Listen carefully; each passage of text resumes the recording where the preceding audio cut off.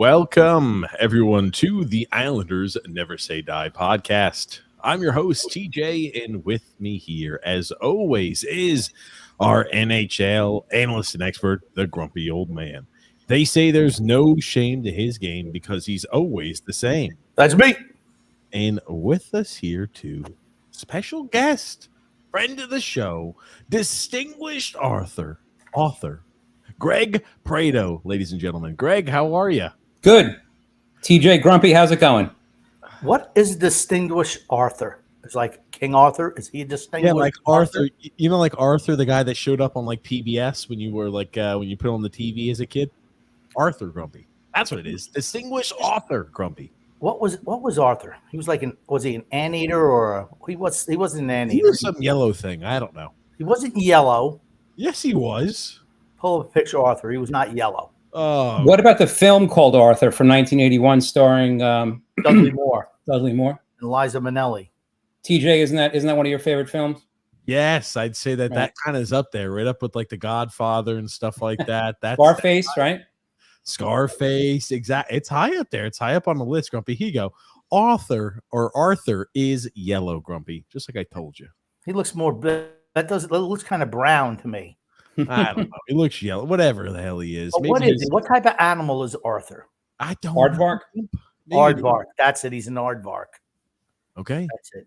Arthur the Aardvark. Okay. But yes, as I butcher, yes, Greg, distinguished writer, distinguished author, grumpy old man. That's better for you. Better. Who has written? We've talked about the great books he's written. Obviously, Dynasty, the oral history of the New York Islanders, 1972 to 1984. Again, we've talked about the books that he writes on music. Grumpy, you know how much of a positive impact I am, and how much I contribute when we talk about music. But I know he's got two recent books, Grumpy, that have come out, and I know you've had a chance to read some of these books, Grumpy. The 100 greatest songs of punk rock and heavy metal. To me, yes. I thought they were the same, to be honest. Punk rock and heavy metal, but apparently they're different. Oh my God. You see, come on. Okay. Punk rock lasted from when? Like maybe 1974 till like 1982? That was the first wave. Then you had all these other waves of punk rock, and then there's the debate: is Green Day punk rock? Are they not punk rock? No, who knows? It was just a different time. But I just something I noticed. I did a review for Greg's his two previous books that we've talked about, and I guess they must have spurred on sales because now Greg's feeling kind of full of himself, and it's like Greg Prato presents. That's how the book run up. It's like Greg Prato presents. So he's a big shot now. He's like a really distinguished Arthur right now. So yes. We gotta watch that. Once you become a distinguished author, then you can start doing your name presents a certain book or something like that. Oh man, yes, everybody knows too. And we always loved the history of the Islanders, that dynasty era, how it's told there from the individuals. Now you read the audiobook too. This is like on the audiobook. If I'm correct, this is you, Greg, who reads the audiobook. You get to listen to Greg's soothing voice. Is that not right? It is. Yes, it's very authentic to hear an Islanders audiobook with someone with a nice Long Island accent, such as myself, reading it to you. I want to say, Greg, what do you think it would be like if TJ wrote a book and, well, okay. You'll be a children's book, but let's say that he wrote a book and then he did the audio version himself. How do you think that would sound? First of all, whatever is on the written page would not necessarily be what came out of his mouth. And how long do you think it would take for a book like that? Like, let's say something I've always felt about TJ is I think he has a very, very good broadcaster's voice. I think people have actually talked about that in the past, right? Yeah. So I mean, you have the broadcaster's voice, but then you said that sometimes you trip over words, right? Of course, yeah. So it would probably take years in order to get that done. Right. The cat has stripes, gives him trouble sometimes. But now, what do you think of this idea for a book, an oral history about the life of the grumpy old man? Wow. What do you think? I would have to interview all of your sons, all your friends, former co-workers, fans of the show. Well, you got to remember that the Grumpy Old Man saga has not been fully told yet. That's right. So I don't know if that's a volume 1 of 2 or whatever. Who knows? The Grumpy And Old then if Man the book gets optioned to a movie, who would you like to play the role of Grumpy Old Man? Have to be somebody, really good looking, smart, intelligent, funny. Harrison Ford, maybe. He's a little too old, and he's got too much hair left, so it couldn't be him. All I had to think of somebody who's a little bit more follically challenged. I don't know. I have to think about some. It's like who would play Son X, who would play TJ. Those are important characters too. Well, hold on, Grumpy. X always said you look like that guy now that's older from Roseanne. Who the hell is he? John Goodman. John Goodman. That's who could play the Grumpy Old Man. It could be John Goodman there, Grumpy. I've had other people say that about me in the past as well. Who would play the role of Phil's Facts in the movie? Oh God. Dustin Diamond, who's dead. Oh. The guy who was Screech on Saved by the Bell. I remember him. He would have been perfect. Or actually, the guy who was in the movie Grease, the little nerd. I don't even know. Melvin. His name is Melvin. I forget his name, but I know who you're talking about. Yes, yeah, that'd be Phil. Yeah. Oh my God. Always the glasses, always with a button-up shirt. Right. I'll pull up the picture of that. But before we get too much into the show here today, for those of you who are new, oh God, for those of you who are new to the channel, welcome. This is a twice a week All Islanders podcast. It takes place every single Wednesday and Saturday at 8 p.m. Eastern Standard Time. So if you're new to the channel, we encourage you to do a few things. We encourage you to subscribe on YouTube. We encourage you to like on Facebook and to follow on Twitter. If you enjoy the content we put out, if you enjoy the podcast in the audio format and the video format, make sure you leave a thumbs up or a 5-star review for Grumpy as he likes them. So make sure you leave a thumbs up. Apparently it helps the algorithm. It gets this fun time of shooting shit and talking Islanders out to the masses. So again, make sure you subscribe on YouTube, like on Facebook, and follow on Twitter. Now, Grumpy, I'll pop this up on screen and let this kind of start to marinate for you. But and we also have That's him. That's Phil. A secondary podcast called TJ and the Grumpy Old Man that takes place on Thursdays, 9 p.m. Eastern Standard Time, and on Sundays, 8 p.m. Eastern Standard Time. Again, called TJ and the Grumpy Old Man. It's just an all sports podcast. We talk anything and everything sports. We talk NHL, NFL, MLB, NBA, college athletics, world football, anything and everything sports. It's myself, the Grumpy Old Man, and the magnificent Son X, just talking sports and shooting the shit. Again, Thursdays, 9 p.m. Eastern Standard Time. Sundays, 8 p.m. Eastern Standard Time. You can find that in the link in the description below or as a featured page here on our YouTube channel. And now also what we've got linked in is we've got all of Greg's. I've linked Greg's author bio, his Arthur bio. I can't even remember how to screw it up, but we've linked his bio there so you can find all of the books that Greg has written. We've also linked the Islanders Dynasty book as well, so you could see that. Anytime you're thinking about a nice birthday gift for an Islander fan or anybody who likes regaling on the glory days of the Islanders, which seems so far in the distant past, that is the best way to make sure that you keep up on that. So we've got all of that linked in the description below here, where you can go ahead and find Greg's books. You can find them there on Amazon. Is it just mostly Amazon, Greg, or can I find you at, if I go to Barnes & Noble, let's say I went to a bookstore, can I find Greg there? Is it mostly on Amazon? Certain books of mine you could find at the bookstore, such as the Sack Exchange book, which was about the 80s Jets, like that one you could find. But I'd say the best price you're going to find is on Amazon, because Amazon, most of my books are Kindle, audiobook, hardcover, and also paperback. And I'm also on Twitter. Because I do like also, besides books, I also write for websites and magazines. So I always post my latest articles on Twitter, which is twitter.com/Greg Prato Writer. And then the last thing I'll say, the last plug is I currently signed up for Cameo. So if anyone wants me to give some kind of greeting or something, I'm totally available now. Grumpy. Greg's got a Cameo. Grumpy. $5. Grumpy. $5 for a Greg Prato message. Can we do a Greg Prato and We Hoopin' dual message, Grumpy? How do dual cameos work, Grumpy? And is this something that we need to make sure that we get on with the magnificent Son X? How would this work, Grump? I don't know. And honestly, I don't care. Oh, Grumpy, didn't you once say that you would leave the show if they ever got We Hoopin' on the? I absolutely just click off. It would go click. Oh man, but yes, that's where you can find Greg. See, but look at Greg now. Greg is Look at doing that. Cameo, and $5. You know, that's not. I mean, you know, that's not excessive. But Greg's actually done something. Okay. Yeah, he's written books there, Grump. Yeah, I mean, you know, that takes time and effort and research. That other goof, he's done nothing.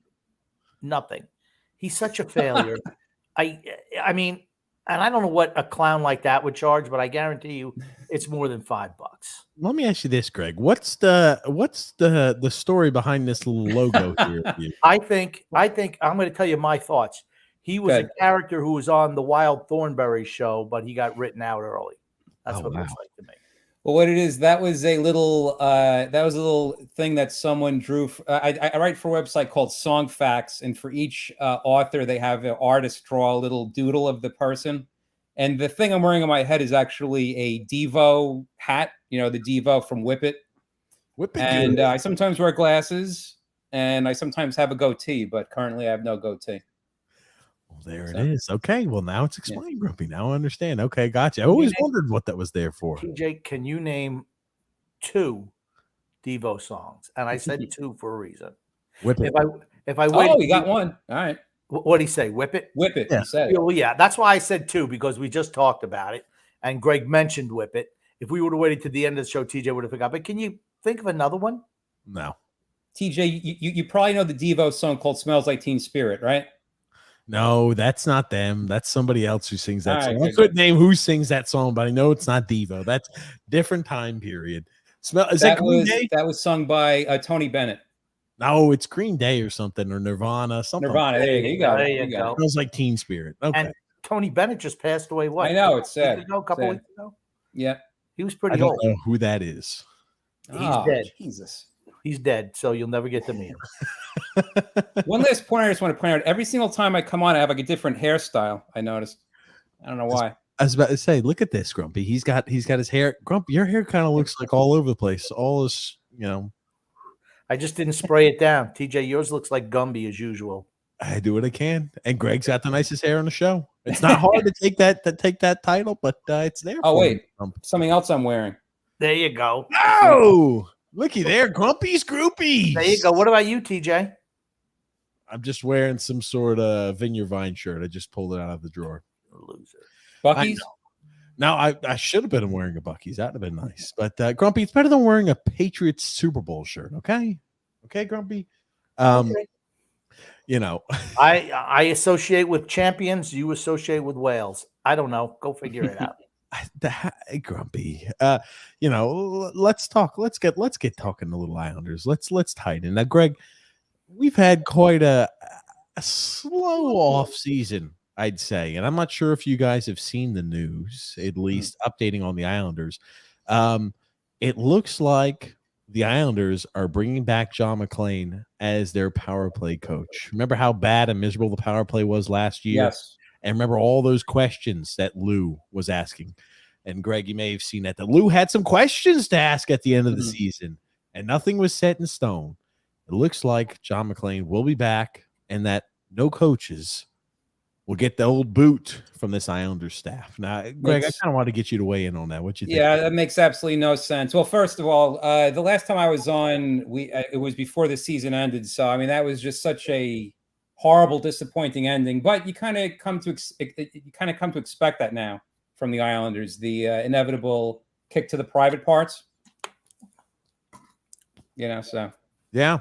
I know Grumpy and TJ. I know that you both didn't think the Islanders had a chance with beating the Canes, but I know like there were games that they were in it, and then of course fluke goals happen, inopportune penalties, brain farts. I mean, just anything that could go wrong, the Islanders find a way to make it go wrong, and then you have to go to sleep with a sickening pit in your stomach.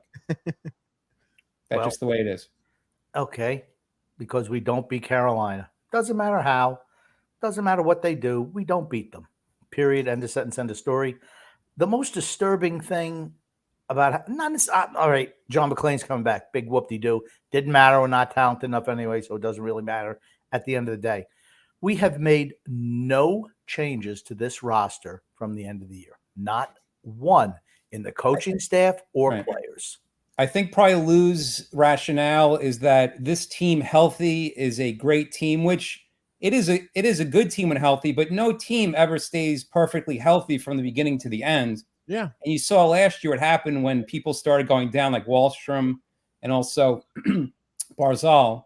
Suddenly they start losing and the chemistry isn't the same. So I don't know what exactly he's thinking with not doing any major trades or changes. And it's inexcusable not to fire the last power play coach. I mean, the Islanders' power play has been awful for how many years? And it just, well, first of all, cost them the series in the conference finals against the Lightning, right? It definitely didn't help. I mean, our special teams they've been subpar, throughout the entire years and years. Yeah. I don't get it. And it's been like that. It's been a struggle point for us. Last year it was on full display. And to think we don't need to make any changes to how things are set up to what we're going to do on the ice. I mean, like, are we expecting McLean to say, hey, I'm just going to go ahead and adopt a brand new system on our power play? The coaches usually do that. They adopt brand new systems and are very malleable and don't have a certain way that they conduct themselves. But so I don't get keeping him. I don't think we were going to see. I cannot see how our power play can be worse than what it was last year, if you know what I mean. There's no way we can go from second worst in the league to worst, I don't think. I can't think of any other team when they get a power play that you wish they didn't get a power play because something bad's going to happen. Like last year, I was hoping the Islanders just wouldn't get a power play. That's how bad it was. Well, we weren't that good on 5-on-5 either. So better on 5-on-5 than it was a power play. You mentioned, well, maybe we lost to Tampa Bay because of the power play. No, we lost to Tampa Bay because they're just better than we are. It does. I've already thrown in the towel on the 23-24 season. Absolutely not going to make the playoffs. You listen to some people, the Lamanites, and they think, well, everyone else is going to get worse and we're going to get better. No one's going to improve. Everyone's going to regress, but the Islanders are going to take off. I don't know. Like I said, it's just they're just wrong. Like I said, we're keeping the receipts here. It's funny, Greg, and I have to tell you now, people have been always asking us saying we need to get Grumpy a Twitter. Now, I just to let everybody know, Grumpy does have a Twitter, and he's operating in the shadows. Ooh. He does not have, and he's one of those accounts where it's like guest ABC 123, whatever, something that you would never guess. That's the Grumpy Old Man. No name associated with him, but he's been doing some reconnaissance on Twitter. And he's discovered, we're going to talk about this, he's still Not in today. the process. I know, later, another point, he's still in the process, but he thinks he has maybe cracked the code with Islanders Twitter. Oh, all right. Grumpy's been hard at work, and that's all I'm going to say. We're going to talk about it ad nauseum. Grumpy said there's still a few things. Not today. I know, Grumpy. Not that. Can you say it more times? We're not doing it today, Grumpy. Grumpy has still got a little bit more to tie off some loose ends, but he's close. He is about crack the code. He talked to me about what he was thinking about. I'm like, holy shit, Grumpy Old Man. I've done on point. I have done some investigative reporting, and I've come up with a reason why certain things are happening. And let me tell you, some people who are fans of this site really should be paying attention. You're going to have to watch out. Oh, gosh. Let me ask a quick question. I was going to ask now, is there any chance, instead of thinking negatively, if we all think positively about the Islanders next season, that like a fluke could happen, everything falls into place and they're actually good? Is there any chance? There is a chance if all the other franchise disband. I think the Islanders have like a 50-50 chance of winning the cup. But now, and just one other point I want to say, with the Islanders and Canes, I know the Islanders have trouble against the Canes, but it's not as hopeless a feeling as, say, the Mets and Braves. Like when the Mets play the Braves, I know the Mets are going to find a way to lose. With the Islanders and Canes, I mean, at least they made it interesting in the playoffs, right? No, they found a way to lose. I mean, the Mets beat the Braves more than 1 out of every 5 times. I guess. True. And guess what? That's not the case with the Hurricanes. They own us. What about such useless stuff like you were telling me that the Islanders had the best, was it the best record over the last 30 games or something like that? What was it? We were talking before we went on the. Yeah, this is something that's been it's popping up a lot on Islanders Twitter, and it's a funny one Who gives a because flying shit about that? I mean, when you lose in the first round, who cares how your record was in the last 30 games, right? the Lamanites. So Grumpy's theory ties in with the Lamanites. It's a crazy theory that all ties together. But the Lamanites on Twitter think because we did nothing in the offseason, and the team seriously need to have things done, but we did technically nothing in the offseason. All we did was replace a Zach Parise with a healthy Oliver Wahlstrom from the same exact team that lost in the postseason to the Carolina Hurricanes in 6 games. That's the only change that was made.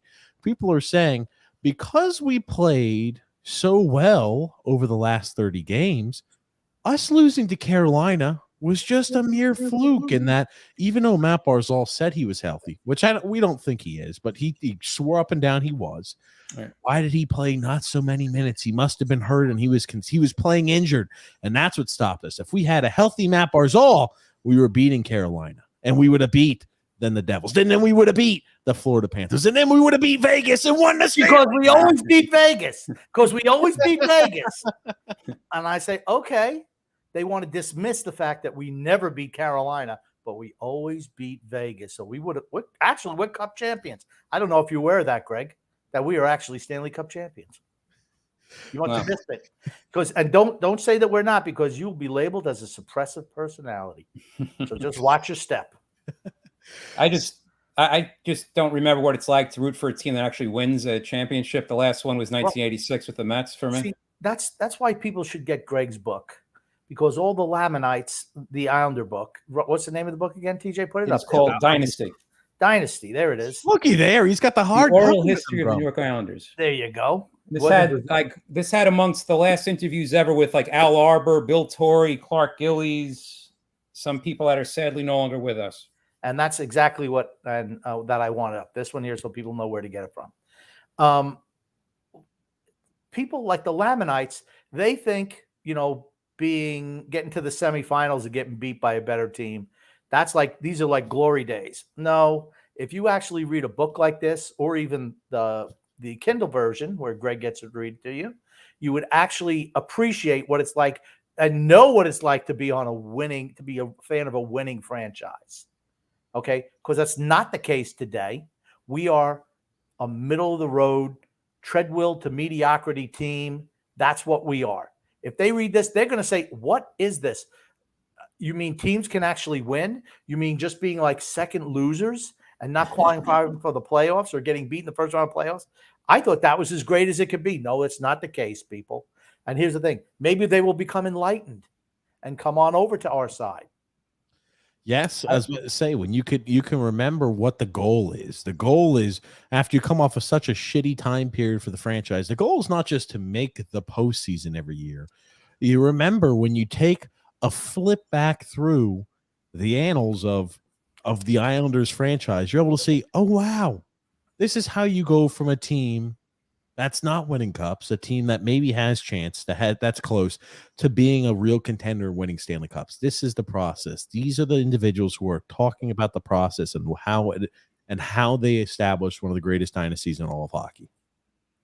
I wish I was just a little bit older at the time when the Islanders were winning the Stanley Cups, because I was watching them, but I kind of just assumed it would go on forever.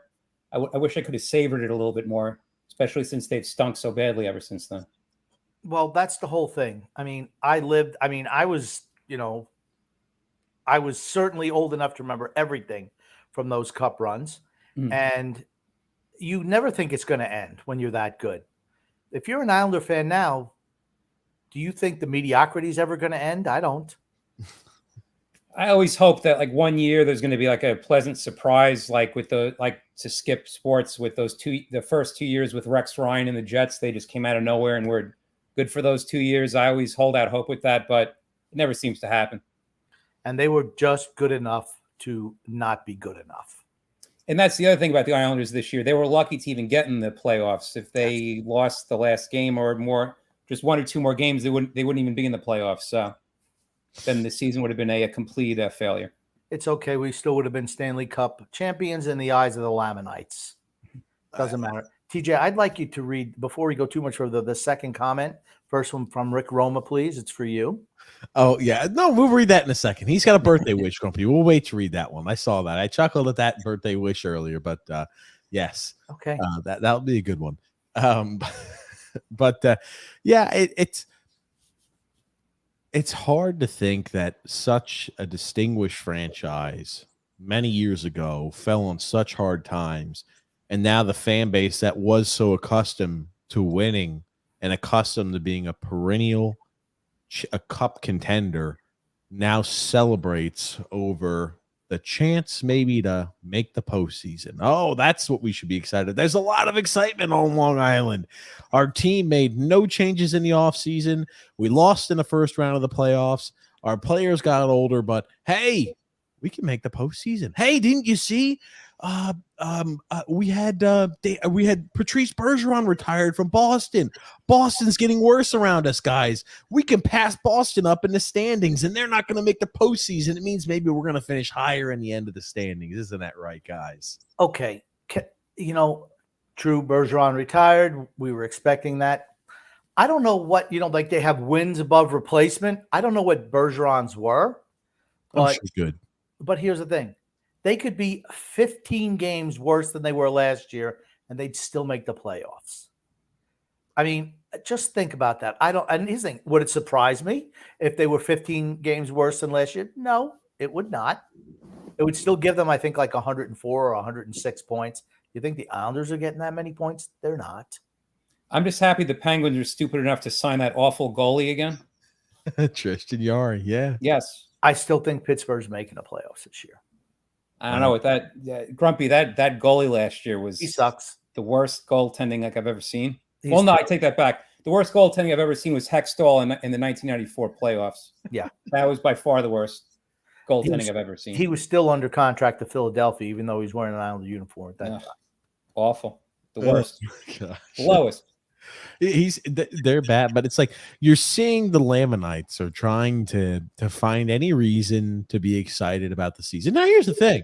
I think there are reasons to be excited about the season. We spent all of last podcast talking about things to look out for during camp, reasons to be excited. Now, you could fit all of that in one podcast for an entire off season. So, you do the math. There's not all that many, but there are reasons to be excited. Just not as many as others are trying to display. Now, I was on that podcast. What were the reasons again? We could see Noah Dobson take his step forward. We could see maybe Romanov surround himself into being a more solid defenseman. What about the guy Bull Duke? What about him? Yeah, he's a guy to be excited about too, as to what he looks like this year. Engvall too.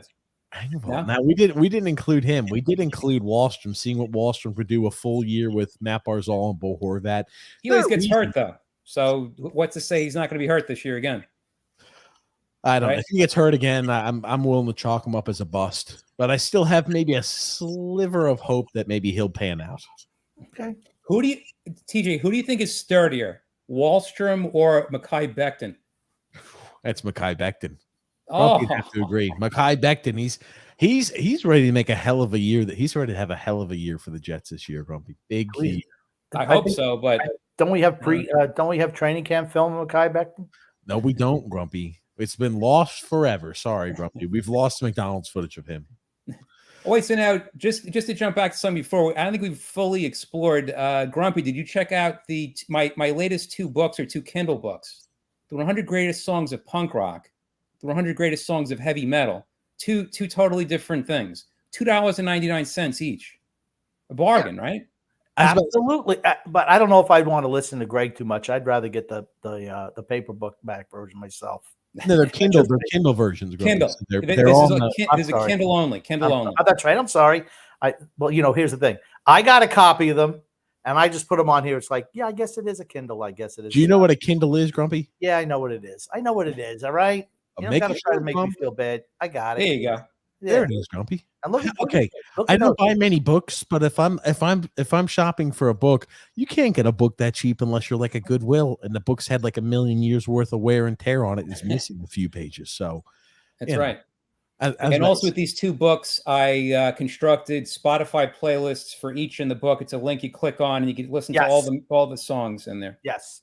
And something that, because here's the thing, I don't agree with all of Greg's songs from the top 100. We've had this issue with him before. He doesn't pick enough of the songs that I like. He picks whatever songs he likes, and he's You actually are a huge Iron Maiden fan, Grumpy, aren't you? No, I'm not. And somehow, and Greg explained earlier, he can't put any more than 3 songs of a certain band in there because he wants to remain diversified. Somehow 3 Iron Maiden songs made it on the heavy metal list. They're not even in the Rock and Roll Hall of Fame, are they? hold No, on. but you they liked definitely last should be, time because too, although I right? particularly don't like a lot of modern day heavy metal, I'm telling you, Iron Maiden is probably the most influential band on all the modern day metal bands. I No. mean, Okay. No, not true. for what it's worth. Just I'm not sure if that's really worth much, but here's the thing. Greg is shilling for Iron Maiden. He's Wow. actively out there trying to get them into the Rock and Roll Hall of Fame. And it's just, I'm sorry, it's just not happening. Wait, but Grumpy, you have to be very happy that in the punk rock book I included the Clash, because last time with my previous book you had a problem with the Clash not being included. Well, that's true. So yeah. he did. Of course, they're not as high as they should be.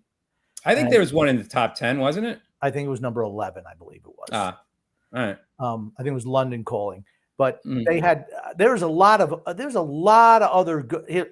And here's the thing: I'm not quibbling with the punk rock song, so I'm not. It's just Iron Maiden that I know Greg has. He just got that love for Iron Maiden. But here's the thing that these books do. All right, they do. Do. That's right. Are you saying these books are do? No. This is what they do though. Oh, okay. And Greg, I'm glad you pointed that out.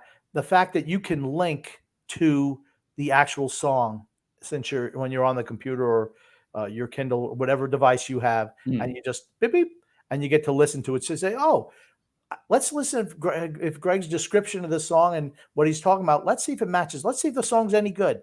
Oh, it is pretty good. And for a lot of people, I'm not going to say most, but I'm going to say the TJs of the world have absolutely no knowledge at all about punk rock in particular. And even heavy metal for the most part. They're mostly, those are mostly musical genres that are kind of dead, if you think about it. But anything, and what Greg's doing is he's bringing to life and trying to expand the audience of these songs and these artists. And that's really something that I feel needs to be done, because if you don't, everything today is like nothing existed past 2 weeks ago. That's just the way society is now. And it's nice to see someone like Greg who's done the research and gone back and is trying to expand people's horizons when it comes to music. I mean, honestly, really impressive job. And I just did love the links of the songs. I was going to pop one on here, but I'm like, no, TJ'd lose his mind if I did that. So. Well, thank you, Grumpy. So Grumpy, would you say that you agreed with some of the selections? Yes, some of them. Yeah. Some of them are bad, as usual, Iron Maiden. Wait, I was going to ask you, what do you think that I went with two? I think I went with two somewhat. No, I selected 2 Led Zeppelin songs. One was kind of a obscure type selection. Well, which one was that? Hold on, Greg. Now you're going to make me pull it up. I mean, I could just tell you if you want. You want me to just tell you? Just tell me, please. Okay. Well, the obvious one that's included is, of course, Whole Lotta Love. That was included, but the obscure one, Achilles' Last Stand. Yeah, Achilles' Last Stand. Now, see, that's not even my favorite song off that album, off the Presence album. But it's probably one of their most heavy. It's like one of their most heaviest songs. You know what I'm saying? Yeah. I liked. Oh gosh, Cashmere. No. Trampled Underfoot. Nope. From that album. Oh, from that album. Oh, is it the second song called For Your Life? Yes, For Your Life. Absolutely. I like that one a lot too. But. That's the one I was hoping was going to be on there. Mm-hmm. And Greg always disappoints me. I think he does it on purpose. I tell him the songs I like. Says, well, I was going to pick that one, but no. I'm going for something else. Well, For Your see, Life, absolutely love For Your Life. See, yeah, because I was trying to balance like what you'd expect, what you wouldn't expect, maybe a few controversial things that you didn't know, like some songs that maybe you didn't think were going to be there, or songs you may have forgotten about. And that's the thing, right? What Greg's trying to do is, I mean, I know a lot of people love Achilles' Last Stand. I like For Your Life better. But I'm quibbling when you're saying, oh, I like this one better. The Zeppelin's great, right? And that's with a lot of these bands. But how often do you hear, I mean, do they even play Achilles' Last Stand on the radio anymore? No, because it's too long. Yeah, I mean, they used to have deep cuts, you know, or something where they play something like that. But that's not even, like I said, I don't even listen to radio anymore. And certainly not. Coming around to the dark side, Grumpy. No radio. That's what I'm talking That's why I got all the CDs over there. Now, Grumpy, were you happy to see that Cheech and Chong "Earache My Eye" was included in the heavy metal book? No, but that's okay. That's okay because, you know, hey, Greg's trying to have a little bit of fun as well. A little bit of fun. And so there's nothing wrong with that. Like I said, how many people think heavy metal when they think Cheech and Chong? I'm going to right now fill you in on a secret. The real reason why I did these two books is I want TJ to finally embrace music and learn about punk rock and also heavy metal. That was the real reason. I'm sorry. I think it's a lost cause at this point. Yeah. I've not listened to the radio now. I'm 9 months pretty much without listening to the radio. So. Oh yeah, because for people that may be brand new to this, your shtick was you would only listen to it on Fridays, right? That's when you were driving to work. The only time. It was a little treat on a Friday treat, and now it's just no radio, just drive in silence.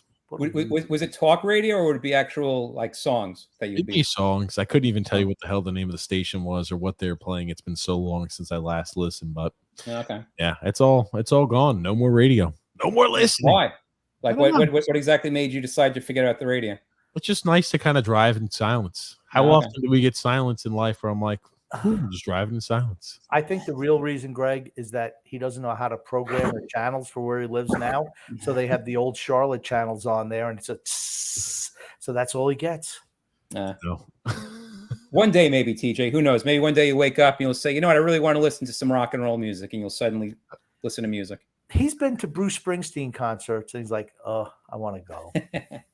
Just not a big music guy. I'm like, I've never understood concerts. I'm like, no, it's just like it's not for me. It's just people playing shit that I could listen to on the radio. Or speaking about concerts, my daughter loves Taylor Swift, and I told her I was going to take her to see Taylor Swift this year. Do you know what the effing tickets are for Taylor Swift? Yes, he does. Way too fucking much, because the lovely Paige found her way to a Taylor Swift Eras tour. Here's the bad thing, right? With how much I know more probably Taylor Swift songs because the lovely Paige plays Taylor Swift in the house than I know any other music. So I hear those just like consistently on loop, same exact songs. I'm like, honestly, that's probably those are the last songs I've heard are all like a million Taylor Swift songs. Right. And unbelievably expensive. Now, is she going to New York, Taylor Swift? Yeah, well, what it was it was about 1 or 2 months ago. She played where the Jets and Giants play. Okay. Huge stadium. And for tickets behind the stage, if I remember correctly, it was almost $1,000 a ticket. Oh. And like I felt horrible because like my daughter really, really wanted to go, and I told her I would take her, but I just said I just can't bring myself to spend $1,000 for tickets behind the stage. I would have done $1,000 if it was like if there were decent seats or like close to the stage, or at least that you could see the stage, but not for behind the stage that you can't see anything, you know? Oh my God. I don't even want to know how much the lovely Paige spent on those goddamn tickets. Now I'm thinking about it. Jesus. And I mean, and also Grumpy, you and I can remember when going to see Metallica or back in your day, Zeppelin was what, like $20 or cheaper? That's it. $20. $20. Yeah. So I don't know. $20 for any concert. $20. I used to buy them and scalp them. Bullshit. Did you really? Absolutely, I did. You scalp. And also, by the way, when did scalping tickets now become 100% legal now? I know. You go online and just all these sites are just scalpers is all it is. Hey, yeah. It's like, come on. It's like, okay, verified tickets, whatever. You ticket resale, and they put up whatever price it is. Oh, you know what? If something else Islanders related, if you want to talk about, I went to my first ever Islanders game at the brand new stadium, and I remember I played you guys this thing. Yeah. We remember that. We remember that? Uh-huh. Didn't they lose so that game? so I go there. Parking is $40 to park inside of a place that you have to walk like at least half a mile to the arena. $40 to park. $40 inside a garage. Luckily, it was like good weather, but if it's a rainstorm or snowing, there's nothing covering over your head for that long half-mile walk, so you didn't get drenched. The food was very overpriced, and also I had good seats for the first time I was ever sitting close to the ice. I didn't realize that it is as cold as bloody Alaska. If you're that, like, there was cold wind blowing on the back of my neck. I had to go and spend $200 on a brand new Islanders jersey because I was freezing my ass off so bad. Well, they got to make some money out of that team store. Yeah, but and then something else I don't understand. There's no Islanders museum. The only thing there is just on a wall. There's just those plaques of the players. Like, wouldn't you think with the Stanley Cup years they should have a whole museum with jerseys and sticks and hockey pads and stuff like that? Tie it in with Jiggs McDonald, and like they had like, who is it? They've got like a few pieces set up. Like, who is it of Grumpy and Greg? Is it Jiggs and Stan? I thought yeah, but isn't the Stan Fischler thing that's only for like certain? It's not open to the public, I don't think. Really? I'm almost positive that's not open to the public. I think it's only like one section or for season ticket holders or something. I'm almost positive it's not open to the general public. I didn't know that. Huh. So. I was about to say, we've got to find the Islanders have to be good enough for us to justify, I guess, to head up to UBS Arena and to watch them play. And what would it take for the Islanders to construct a grumpy old man statue outside of the arena? Foresight. That's honesty. Yeah, honesty, right? Honesty. Truth and honesty. There you go. You're always going to get truth. Oh. It's like it's got to be facing due north. That's just the way it is. Due north. Okay. Comments time or no? Anytime. Comments. You ready, TJ? I was about to say I'm just about ready here. Now I will say to tie it back in, the Islander fans, and I will say the Lamanites that are going out there and saying, well, our last 30 games, we were on a 107-point pace. If we were on a 107-point pace, we'd be finishing easily and with maybe some home ice advantage in the playoffs too. And it's a totally different picture. We're a much better team, and you're going to add Matt Barzal to that picture. We're so great over those last 30 games. Now, 18 of those 30 games were against teams that didn't make the playoffs. So if you were to say, okay, on a 107-point pace, then you would have only played what, 15 games each? And we see that we were a 500 team against. Well, before you blow your load, Grumpy, you actually have to explain what we're talking about. That's right. Against playoff caliber teams, we were 6-5-1. 6 wins, 6 losses against teams that made the playoffs. Teams that did not make the playoffs, we were 11-4-3. So, people talk about, oh man, we're so completely average against teams that make the playoffs. 6-6, 6 wins, 6 losses. One of them being a shootout loss, but 6 wins, 6 losses. And we play the shit squads. We pummel them. Right. Well, so then that makes perfect sense why the Islanders squeaked into the playoffs on the very last game of the season, right? Yes. Yep, we squeak in and we struggle against good, talented teams. It's the reason why we don't beat teams like Carolina. We don't beat top-tier teams because historically we're just completely average against the teams that make the postseason. So, it's one of those things. I know the logic behind it. I guess it makes all the Lamanites upset. Oh, well, no, a shootout loss is not a loss. It's something completely different, even though it's got loss at the end of that shootout. So, if you don't win, you lose. But hey, let's go ahead. Let's jump into the ad read really quick, and then we'll just start jumping in some comments. because I see there's some good comments. I'll tell you Oh. that I'm excited about. But today's podcast is brought to you by DraftKings. New customers, download the DraftKings Sportsbook app and use the promo code THPN. Bet just $5 and score $150 in bonus bets instantly. Again, that's promo code THPN only at DraftKings Sportsbook. If you have a gambling problem, call 1-800-GAMBLER. In Massachusetts, call 800-327-5050 or visit gamblinghelpline.ma.org. In New York, call 877-8-HOPE-NY or text HOPE-NY. In Kansas, call 1-800-522-4700 on behalf of the Boot Hills Casino and Resort in Kansas. In West Virginia, if you have a gambling problem, call 1-800-GAMBLER or visit www.1800gambler.net. All games are regulated by the West Virginia Lottery. Please play responsibly in partnership with the Hollywood Casino at Charlestown Races. In Connecticut, help is available for problem gambling at 888-79-7777 or visit ccbg.org. If you must be 21 years or older in most eligible states, but age varies by jurisdiction. See DraftKings.com/sportsbook for details and state-specific responsible gambling resources.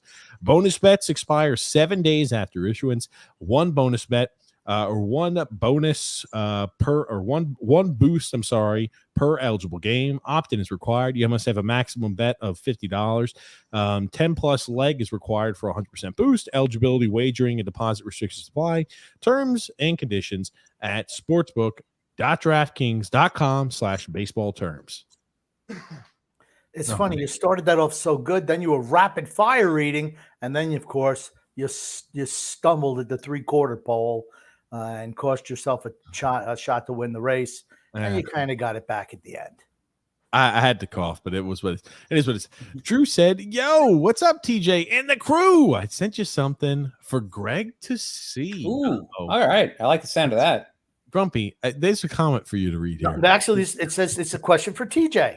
Go ahead, TJ, read it up. Hold on a second. Let me see. I'm gonna pop that up on screen here for what it's already posted up. It's already popped up there. Just read it.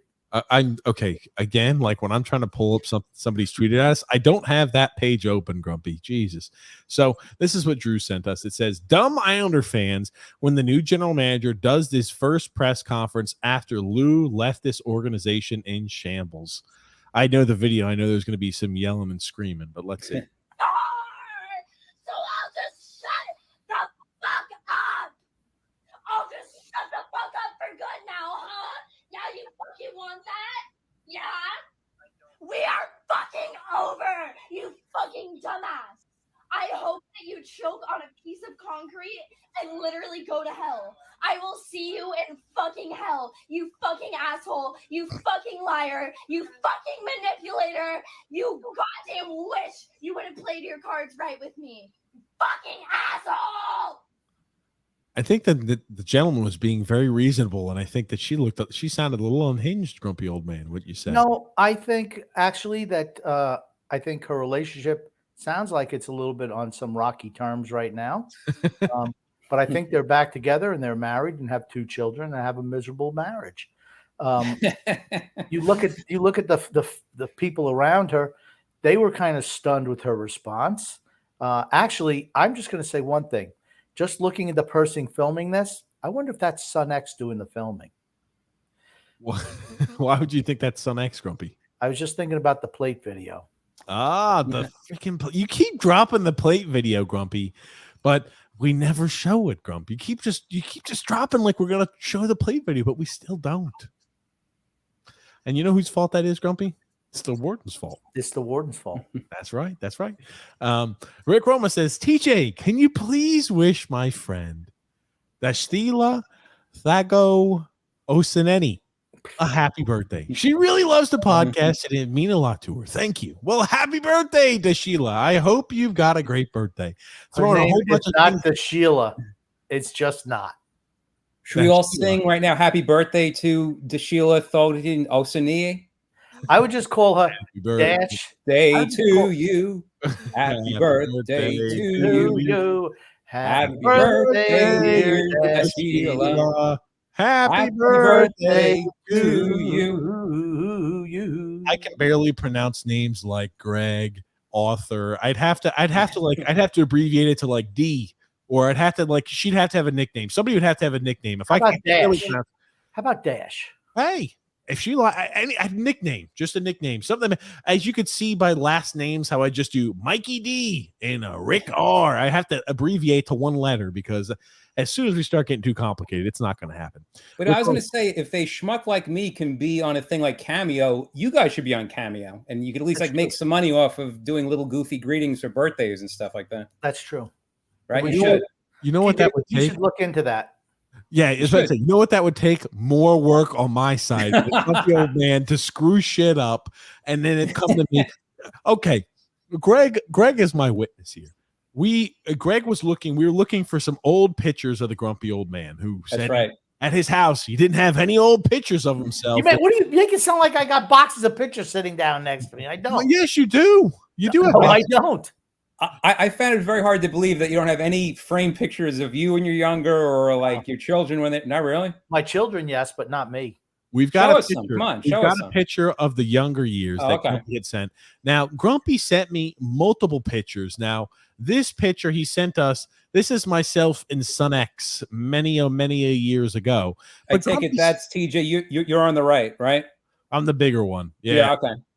There it is. But Grumpy had sent us a picture and it was like blurry. He didn't even have the effort enough to click it and hold the camera still. So imagine him trying to send a cameo where it's like, hey, Grumpy, wish my friend Dash a happy birthday. I'd get like something where he would have hit record at the wrong time. We'd upload it and it'd be completely miserable. And then I'm like, hey, Grumpy, you did this.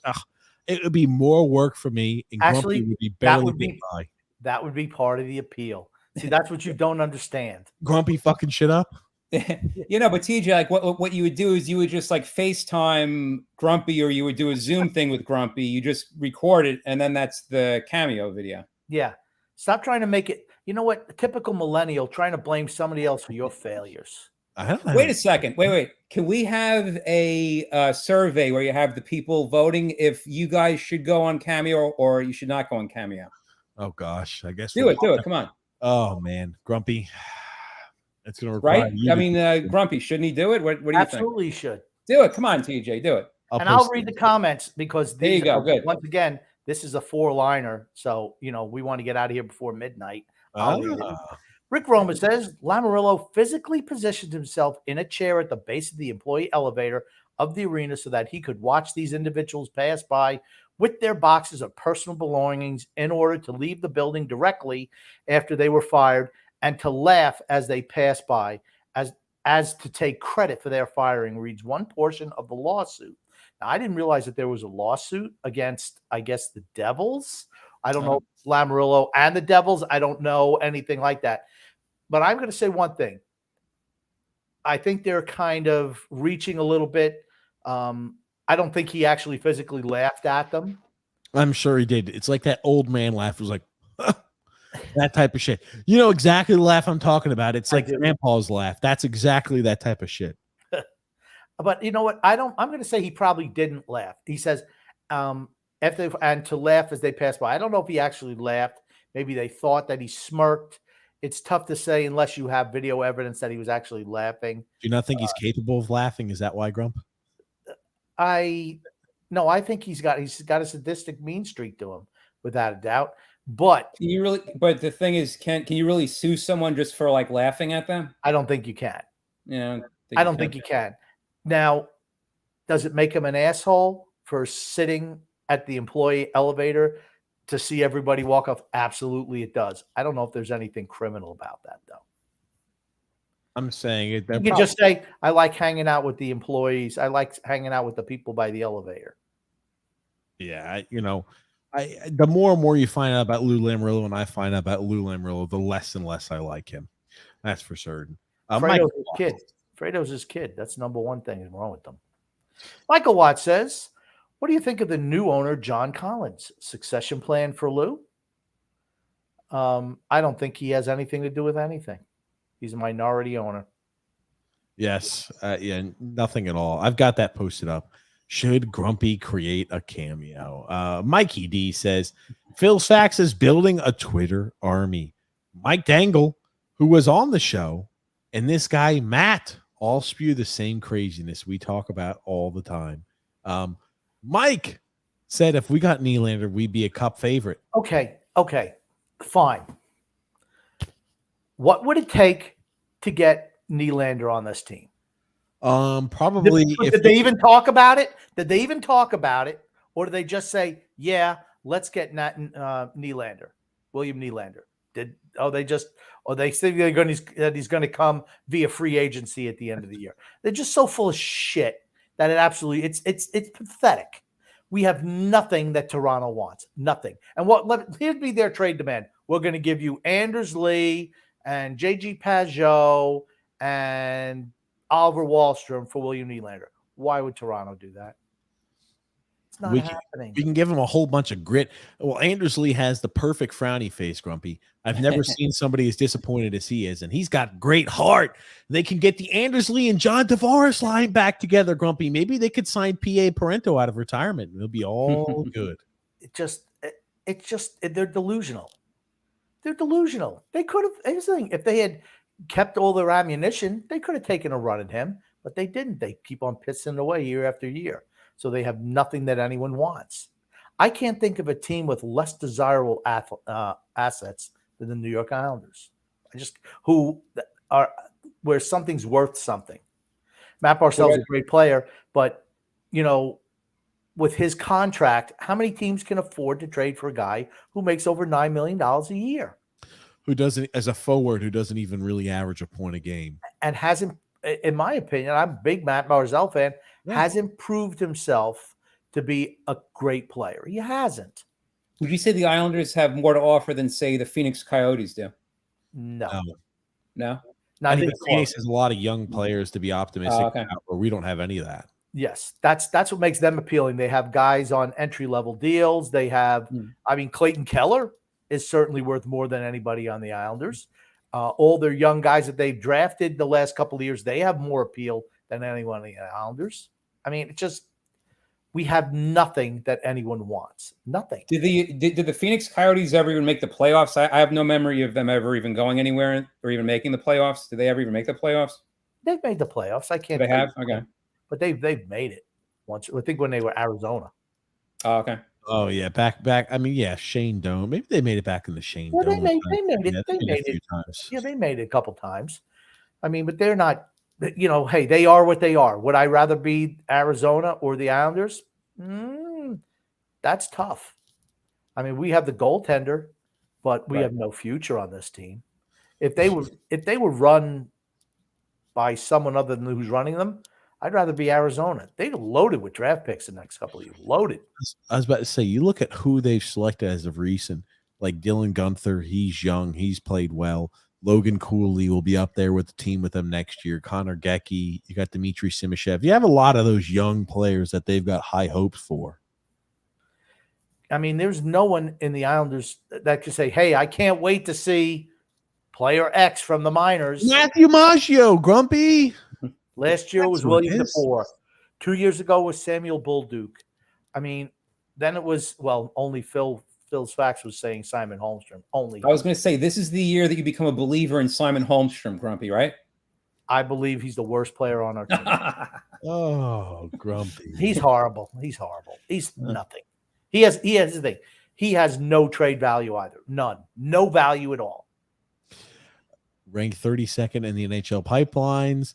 And what does the fan base say? Prospect pool rankings don't matter. There are guessing games. It's really ridiculous at this point. It is. I think Boston is worse than us in the minors. Absolutely. But we're certainly bottom 2 or 3. We're right there with them. There's no one that has us ranked any higher than 30. The Islanders can't trade Lou? Who? No, we can't trade Lou. No. Amarillo? He's got no trade value either. Unless you want to decimate a franchise. It's good at that. Oh, my God. I'm with you. Phil is a maniac. He is. Frank says, TJ is late. What a shocker. Yeah, I know. Status Rival says, hey, everybody. Hockey can't start soon enough. Who do you think will have a career year on our roster? Any sleepers from our prospect pool? Greg, who's going to have a career year this year for the Islanders? I'd say if Wahlstrom can stay healthy, possibly, but I'm not very hopeful because he's always injured. But you're going to like who I'm going to select, Grumpy. I'm going to go with Pierre Engvall. Oh, Grumpy, there you go. What would constitute a career year for Pierre Engvall? He would be a true leader. Well, that ain't happening. You're gonna have to pick something else better than that. No one's ever said he's a leader. He would check players points? very hard into the boards. How many? Oh, jeez. Yeah, he's done that too, Grumpy. He's a very physical guy for his size, Grumpy. I'm just glad they went to graphite sticks because he's allergic to wood. That's why he doesn't get near the boards. Wait. My hot take is Sorokin wins the Vezina. What do you think of that very ballsy prediction? I don't think that's that hot a take. He came in second. Here's That's my fair. hot. He's not as good as last year. I think he kind of takes a little bit step back like Sorokin did last year.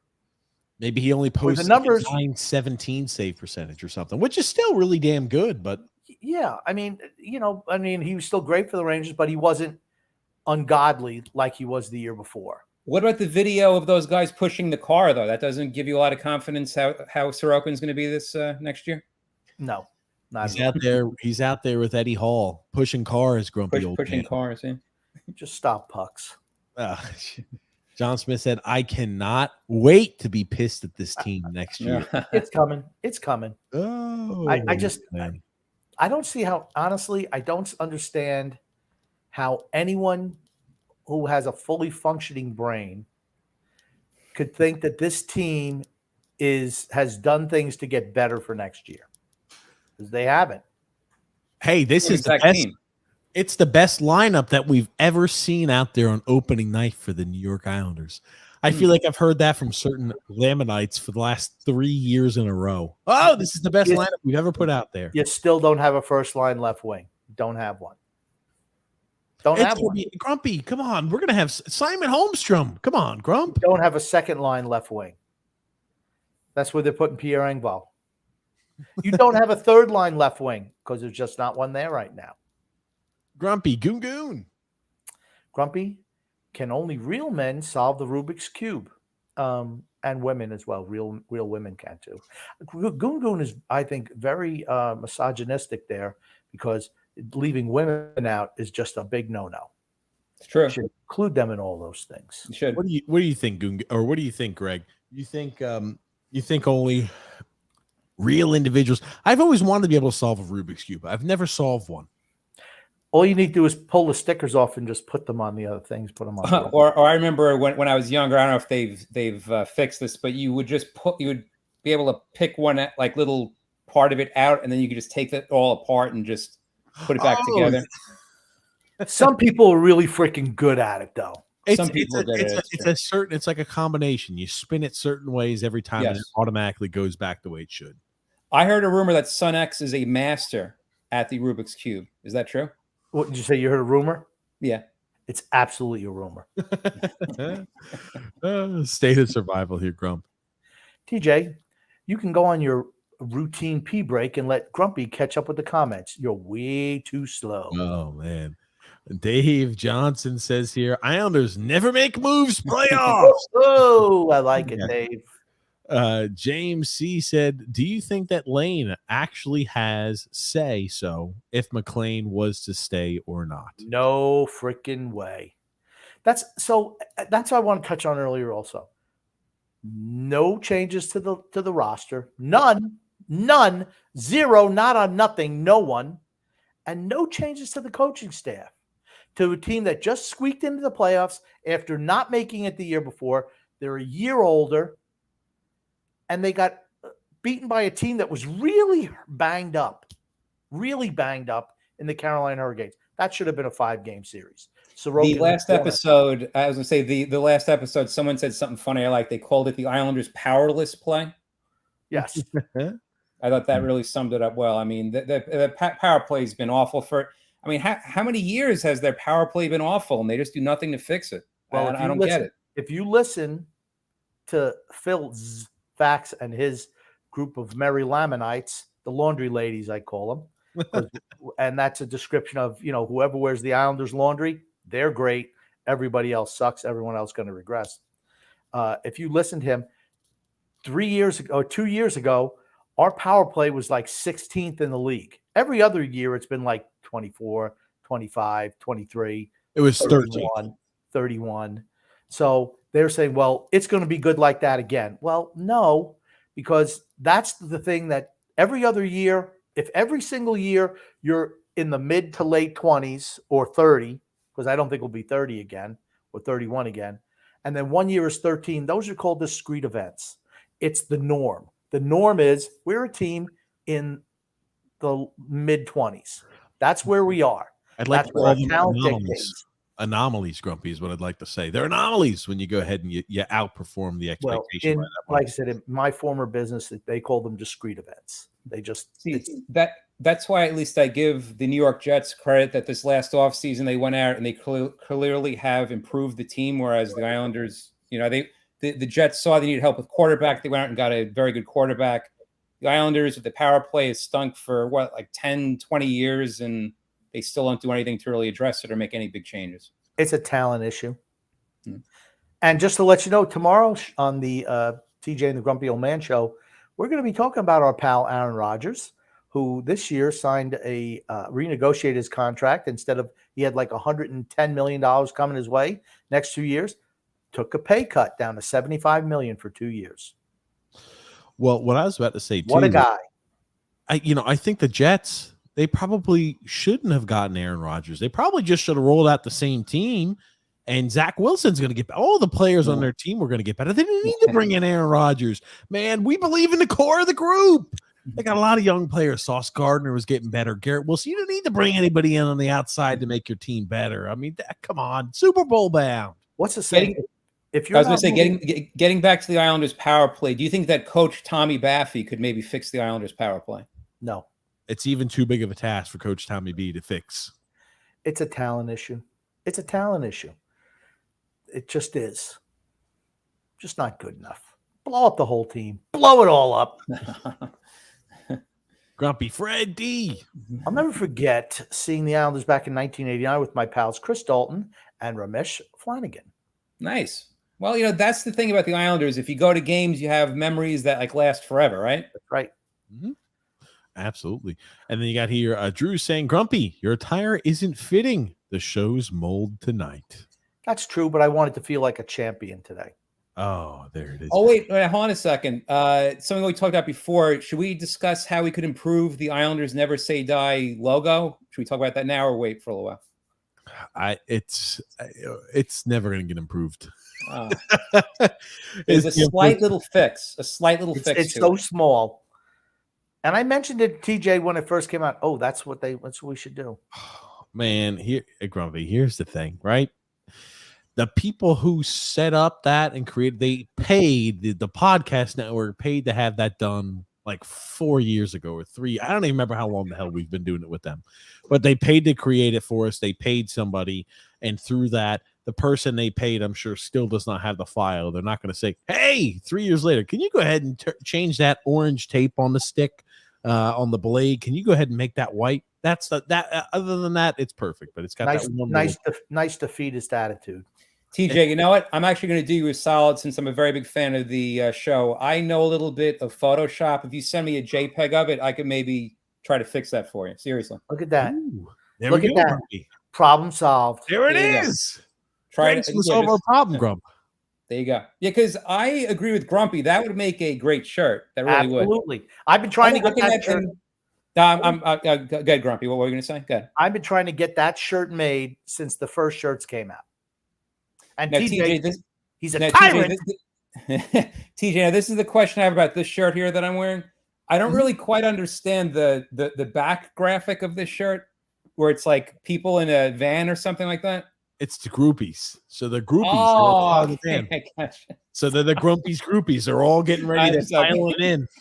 Yeah, and I said to TJ at the time, that was a TJ production. The lovely Paige, nobody understood what my thought was. I said, anytime you have to explain the shirt, it's not the shirt that you need. When you have to explain the meaning of it, that's usually not a good sign.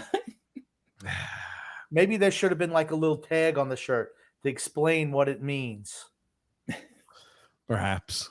I should have said, this right here depicts groupies clamoring over the grumpy old man, hence Grumpy's groupies. Anyway, well, I digress. Frank says, I'm afraid of Lou making any moves since he always gives up too many assets and salary. Lou needs to retire. My 81-year-old family members are losing mental ability. So is Lou. Oh, man. I will say, for a guy who's 81, he's sharp as a tack. He is. I mean, we joke about him being demented, having dementia. He is demented, but we saying he's got dementia, but he does not. I just think that as you get older, you don't have the same passion for what you're doing. So it's I got to give up a little something extra. Okay, let's just make it easy. I'll just give up this little bit extra here to get the move done. Where in younger days, he used to hold these guys, their feet to the fire on contract extensions. He didn't just say, "Oh, okay, we'll give you an extra year. We'll give you an extra $2 million." But that's not the way he ever operated. He does now because he's older. Just easier. Yeah. Mike Moe, grumpy old man. My mom used to sleep with Kyle Palmieri and Cal Clutterbuck. Man, his mom gets around. Shortly after the divorce, when I was younger, the whole house was smelling zesty Islanders. God. Fred D says, TJ, Stephen King is my favorite Arthur. What was Mike? what was Mike Moe's mom's name? I don't know. Mike's Ho? I don't know. Ah, there it is. Arthur was a drunk Irish man. Very true. Oh, there it is. Brendan C says here, where does one have to grow up to never have seen Scarface? Pluto? Honestly, Scarface is overhyped. TJ, I remember a while back, my first appearance, I begged you to see the movie called Revenge of the Nerds, and I take it you probably never saw it, right? I still don't think I have. That is Grumpy, isn't that a comedy classic? I don't know if it's a comedy classic, but I think everyone should watch it. Particularly when he goes away to school, should watch it. The character Booger, remember him? I mean, it was. I mean, John Goodman was actually in that movie as well. He was the coach. I think he was the coach. He was. I mean, like I said, was it the greatest movie ever? No. Was it funny? Absolutely, in spots. And Anthony Edwards was in it when he had hair. You're right. Fred D says, TJ knows as much about music as Arthur Treacher. Treacher.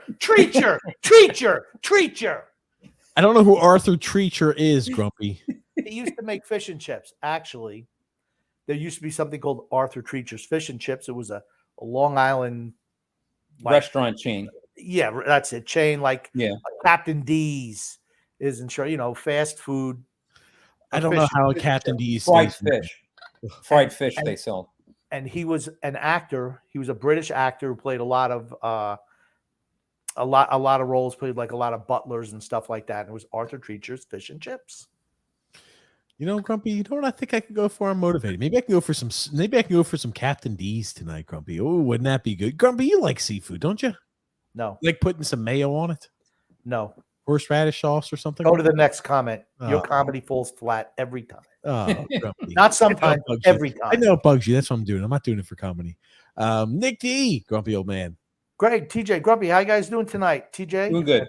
Have you ever watched Raiders of the Lost Ark? Many years ago. Could you tell us anything about that movie? Oh, it's Indiana Jones, and he's going after something, and he's going after the Covenant. What type of animal is Indiana Jones deathly scared of in that snakes? Oh, there you go. Okay, good. It's always got to be snakes. I wonder when they first did that movie if the guy Jake, who was flying that plane, was supposed to have a bigger role, and they just because it seemed like he looked like he was a memorable type actor, and he had like a colorful banter with Indiana Jones, aka Harrison Ford. And you wonder if maybe they had planned for him to be in the movie a little bit more as like a sidekick, and it just didn't pan out. I've always thought that about that movie. To put it all in perspective, that film came out in the summer of 1981, and that would have been the Islanders' second Stanley Cup. That shows how bloody long ago it was that the Islanders were winning Stanley Cups. And if you look at today's Indiana Jones movie, it's like they use that horrible de-aging thing. Oh yeah, on Harrison Ford, and it doesn't age well, shall we say. Frank says here, no way, grumpy man. Punk rock was in the 80s and 90s. Also, Green Day It was the beginning of punk rock. Then they sold out and later became Guns.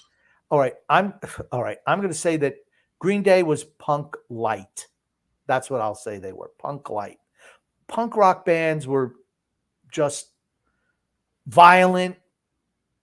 The music wasn't great. It was just like anger, a lot of anger. It really was.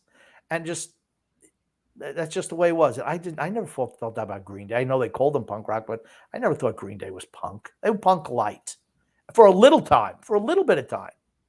Punk Way pop. too melodic. Punk pop. You could say, right? Yeah. There you go.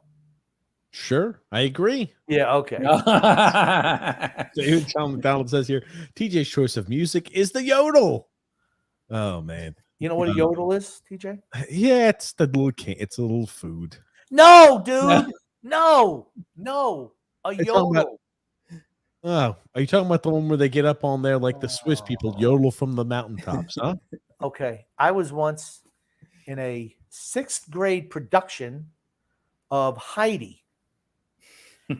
And I was Peter the Goat Boy. I had a little song I had to sing, and I also had to yodel from off stage. Christ So- almighty. I will say this, Grumpy. I don't think I did any of those plays as a kid, nor was I interested in You it. weren't talented enough to be in any place. Is that what it was, huh? You were the stage crew. You moved the boxes from one section to the other. Grumpy, would you like to show TJ right now how you used to yodel? Can you do a quick little yodel? Yodelay, yodelay, yodelay, hee-hoo. Thank you. Grumpy. There it is. You wanna... That was for you, Grumpy. Did you know that TJ's first crush, Greg, was Liesl from The Sound of Music? Ooh, nice. To this day, when that movie is on and they have I Am 16 going on, TJ, he's got a smile like the Grinch who stole Christmas. He just loves him some Liesl. There you go. My first crush was Debbie Harry from Blondie. Wow. Okay. And Blondie is included in the 100 greatest songs of punk on Kindle. Should be. There you go. My first crush was Haley Mills. Ooh, who's that? I'm not sure who that is. She was in a bunch of Disney movies like Pollyanna. TJ, pull it up. Haley Mills.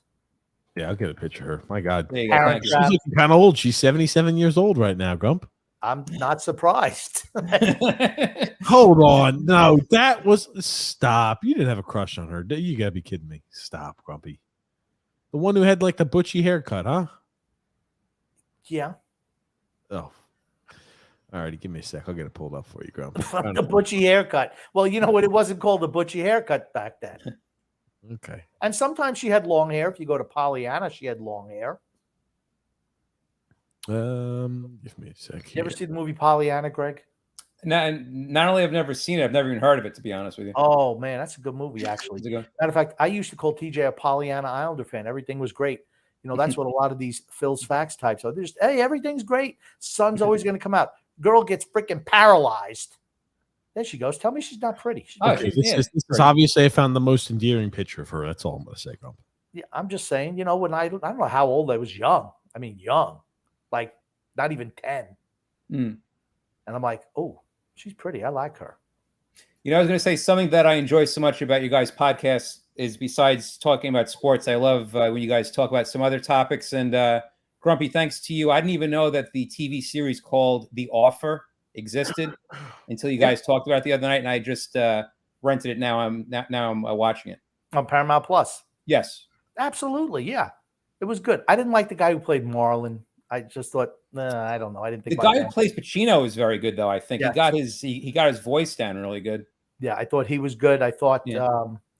The guy who played Jimmy Kahn was good. Yes, And I thought the guy who played Francis Ford Coppola was really Right. good too. I thought he what about the guy who played the guy who Bob? played Al Ruddy was good Right. as well. What about the guy who also played Bob Nystrom? Bob Nystrom. No, I'm just trying to throw in a little bit of like Islanders. Was I drunk when that happened? I don't remember. Got here Fred D saying, I understand the Jets audiobook was read by Lou Miller.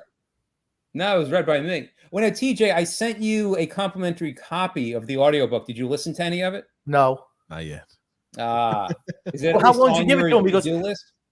when you It's high send on him, the to-do list. Yes. When Good, you- good, very good. here's the thing, Greg. When you send him something, there's a little black hole in TJ where he has to be reminded over and over and over again. That's true. It is This true. is true. Angelo M says, "Good evening, gentlemen. What's up, Angelo?" Mike M saying he used to get signed pucks is from his mom when she was having those affairs. Well, that's good, Mike. That's good, Mike. You got a whole bunch of free pucks. She wasn't having affairs. She was just having some fun. Oh, okay. A State of Survival says Pee Wee Herman will act as Phil's fax in the movie. Oh, man. David Sean McDonald says here, the Islander fans know how it feels to get screwed. We've been catching the train for 30 years. Wow. Oh, man, oh, man. Nick D said the Grumpy Old Man is played by Woody Harrelson. Okay. Oh, not bad. John Smith here, Grumpy. Steve Lemmy from Super Troopers could play TJ. He has to lose a little bit more hair, though. I don't. The guy who played Farva? I assume it's the guy who played Farva. Yeah, there it is. Let's see. I just followed you guys on Truth Social, whatever that is. And That's the thing that Trump's on. is it? Oh, is it? He's on. I think he's on Truth Social. I barely keep up enough with Twitter. Let's see here. I'm trying to get caught up here. 5-star guys. 5 stars. There it is. The Islanders are a professional hockey team, correct? Yes. Well, semi-professional. Depending on the night you watch them, you might change your opinion. Leah says, "Hey, Greg, you're the best Arthur I know. I'm so excited to see you on here." And she also asked a little later on, I think, how many books have you written is what she wanted to know. Oh, a lot. Quite a few. Yeah, I mean, I'm up to over 40, if you can believe that. You believe that 40 books? I can't believe it. Yeah, because I had a lot of training early on in my writing career, writing for websites and also magazines. And I realized with the amount of work I was putting into some of these feature-length articles, with just a little bit more work, I could actually do books. And that was when self-publishing became popular. And I figured, why not quit my full-time job and do this full-time? And since about 1997, I've been a full-time writer. Now, let me ask you, how long does it usually take you to write a book?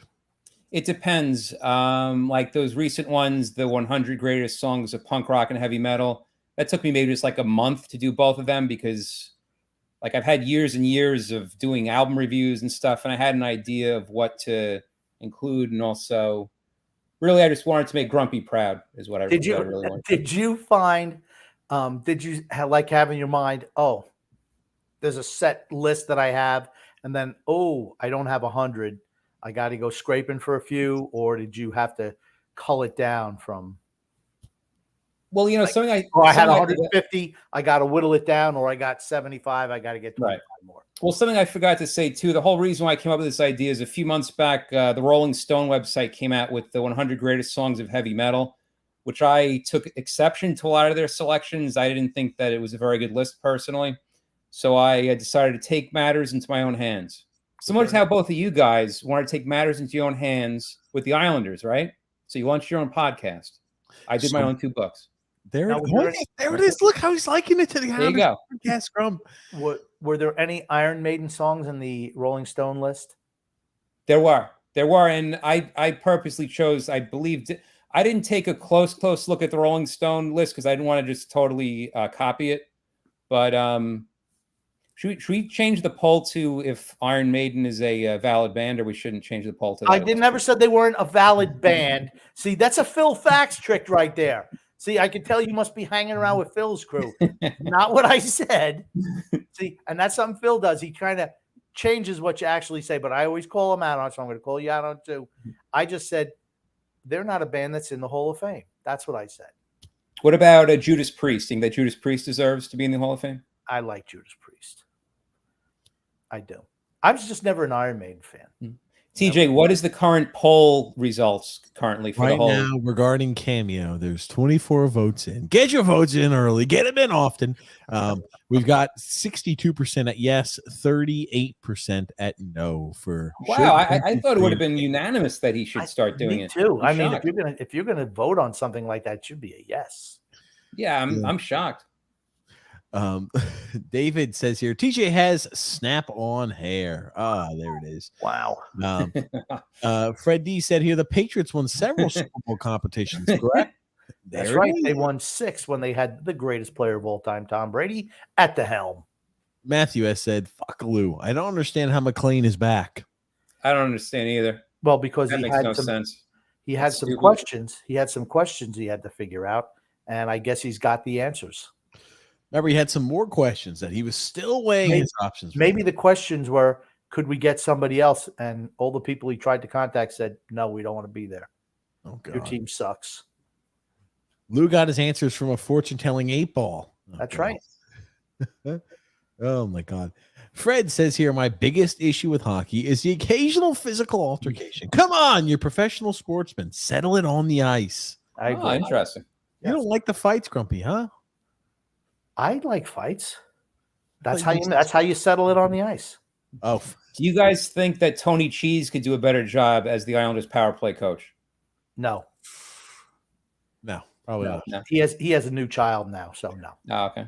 He does have a bald head like an 8-ball, so they could maybe like, hey, should we set up like a man down low? Should we set up with Bo Horvat in the slot? And they could figure out answers like that, Grump. And if he's been drinking, you just tip his head back and let his eyes roll around a little, and it'll read up, this is decidedly so, or whatever.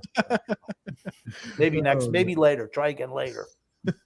Oh, But man. you can't have that. You know, if you're trying to set up for a power play, will we be able to score? Brrr, try again later. Well, it's like we got 50 seconds to go. So no. Fred says here, a power play is all good and well until you find yourself trailing by a goal. Yep.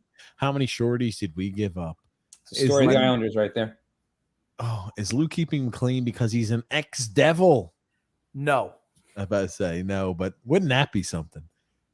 Got here. Thomas Rudy said, put in the option to decline the power play, or put in the option to decline the power play / penalty. I agree.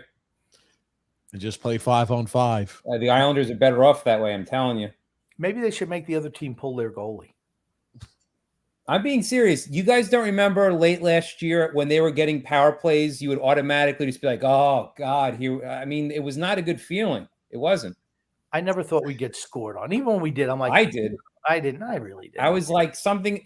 How many like off man rushes and which like I understand on the power play, like you're out of position with defensemen and stuff like that, but still you don't see that happening with like the good teams. You know, you never see that happen to like. What does it tell you? It's the Yeah, same. no, thing I know saying, that bro, the we're not a Islanders good aren't as team. good. Exactly. We're an average. Exactly. team. Now, I will say this. I was expecting, even though our power play sucked, I was like, man, eventually things are going to get better, right? I just never did. No, never did. D-Cut worse. saying, yo, what's up, D-Cut? You know, D-Cut, you know where he's from? Where's he from? D-Cut from, Grumpy? He's from Isles Misery Rated R, that fantastic Facebook fan group that likes the grumpy old man anyway. TJ, not so much. Ugh, But, you know. That was misery rated R. Fred also says here, I'd love to see the Mets play the Islanders. I think the Mets still might be at a disadvantage due to their lack of skating skills. Well, the Islanders don't skate really well either. So you're saying it's kind of like a neutral. It might be like net neutral, huh, Grump? I think so, yeah. Oh, man. And They put Vogelback would be a net for the Mets. He covered a lot of the net, that's for damn certain. Paul V said Matt Barzal was not healthy. True. I agree. 100% agree. And he still scored a goal, though, right? Didn't he score at least one goal in the playoffs? I think he had a goal and assist. Yeah. So even if he was injured, he still had the heart to try hard, right? He's one of the guys who doesn't quit on this team. Right. He's got the fire inside him. David says, why do we have such astards for fans? I think all fan bases have it. Here's the thing. They want the team. They're used to the Islanders being losers. Yep. They're used their history. I mean, you're looking at the age of these people. they're not people who are in their 60s, 70s who remember the glory days. They're people who are like 30s, 40s. So all they know is failure. And that's why they think, and we had someone come on the show and say that, or someone in a comment on a call-in come in and say that. Well, that's the reason, because we've been so bad forever. And I've been saying that forever. TJ was saying, no, it's not true. I'm like, it absolutely is. When fans are conditioned to being a loser, any type of success, just making the playoffs is a success to them, and it shouldn't be. You should be setting your goals higher than just being a middling squad. And they'll look back. I say grumpy back around, say 83-ish. If someone told you that the Islanders after this run would just be awful for the next several decades, I would have thought, I would say there's absolutely no way that could happen, right? Wouldn't you agree? Absolutely. I got to remember. At the age that I was, you never think that, okay, it's never going to end. Even when it was over, you think about it. We didn't make the playoffs for a few years. When Arbor left, they brought in Terry Simpson. Then, they wound up getting beat in 94 playoffs. You think about that. Those 94 playoffs where we got rolled by the Rangers when they won the Cup, that's almost 30 years ago now. Yeah. And I thought, gosh, it was such a long time between when we were good until, even that playoff run. And I'm like, you look at it, that was only like 4 or 5 years where we weren't really what we were before. To what? Because everyone aged out. And then that particular cup run, or that particular playoff, and that's 30 years ago. We've been if you look at it historically, realistically, we're a loser franchise. As is most teams in New York are loser franchises. The Yankees are the one exception. Sad. Giants too, or you say the Giants? And the Giants would be second. Yeah. But certainly the Jets are losers. The Jets Mets. Yeah. The Nets, they were good in the ABA. The Knicks, they had a couple of years they were good, but I would say that they're maybe third. Honestly, you got to say the Rangers are probably the biggest loser franchise, aren't they? They've won, like 3 or 4? How many Stanley Cups have they won in like 100+ years? I think they probably have 4 or 5. 4. That's not good for 100+. Compare that to like the Detroit Red Wings or like the other teams that were the original teams. Well, you would think when there was only 6 teams in the league, exactly, you should have more than like 1940. Yeah. Yep. You know what's shocking? I think I recently read that the Toronto Maple Leafs are in like the top 5 or 10 most Stanley Cups ever. Meanwhile, they haven't won a Stanley Cup since like 1967. So it showed how good they were for like the first, 50 years. And then they've been so awful for the, next 50 or whatever. They used to be a team that would just get in the playoffs, and they had played playoff style hockey. They win a lot of Stanley Cups that way. Montreal, it was Montreal and Toronto, mostly Montreal. Yeah. Montreal's got how many cups? Okay. And I'm not trying to diminish what they've done because they won cups in the 70s. They were absolutely a tremendous team. But when you're in a 6-team league and you have territories where you can get players from, the Rangers, they were getting players from like New York area. Boston had, a little section in Toronto where wherever Bobby Orr came from. That was a territory pick. Montreal had Quebec. That's why they got their talents before the draft and everything else. And they were good. They were well coached, but you're talking about 6 teams. It's 2 rounds of playoffs. It's not a surprise they won all the time. True. Corey Kidd says, hi, what's up, Corey? Paul V said, at this point, do you guys think that we should kick the tires on Parise? Would it be smart to shop around for a winger? Parise is going to retire. He's retired. He's gone. We're over the salary cap right now. We're not going to be kicking the tires on a winger. We're not going to be doing anything. This is your team. Yep. Maybe they hope the Gauthier kid can come in and fill that spot or give it to Wallstrom or whatever. If the Islanders stay healthy, I think they're not going to be bad. But again, every team always gets injured. They have injuries, and we saw what happened last year. So we'll just, I guess, leave it at that. Yeah. And then David Sean McDonald says, the Lamanites haven't witnessed the suck that we have. I don't think they've witnessed the success. They certainly haven't witnessed the success. Yeah. Drew says, "What's Grumpy's Twitter?" I'll give him a follow. No, it's all being kept in anonymity, so you'll never know what Grumpy's Twitter is. That's for I don't sure. have a Twitter account. Yes, you do, Grumpy. With your research that you're doing, have you forgotten already? Soon you're going to be on Cameo, Grumpy. Oh, that's right. I forgot about that too. Jesus Christ. Why don't you pay attention and turn off that Real Madrid game there, Grumpy? Grump is old enough to remember hockey before we knew how to create ice. That's true. Very true. Actually, that's not true. In the ice age, there was ice all over the place. So That's right. That is right. yeah. So David said maybe his Twitter handle is the happy old man. That's something. Yeah. hey, there's my face. Hey. Mary also wanted to know if you had any more sports books on the horizon, Craig. Who is who do you think Mary is, Grumpy old man? I don't know. I think she's related to you. Yeah, I'm going to say Leanne knows you and Mary knows you. When I see people's names that I don't usually see, particularly women, this is not a I'm not going to say we're not a women's friendly podcast, but I'm going to say the vast majority of our audience are not women. So Mary may be my wife. I don't there know. you go. See, Yeah. there you go. So Well, what to- sports I book want are to you know. working on? I'm going to say there must be a lack of communication in your household if she doesn't know how many books you've written. Well, she's actually a very, very talented book cover designer. She actually does a lot of my covers. That's who could probably help you, TJ, with fixing the logo if you send me the JPEG.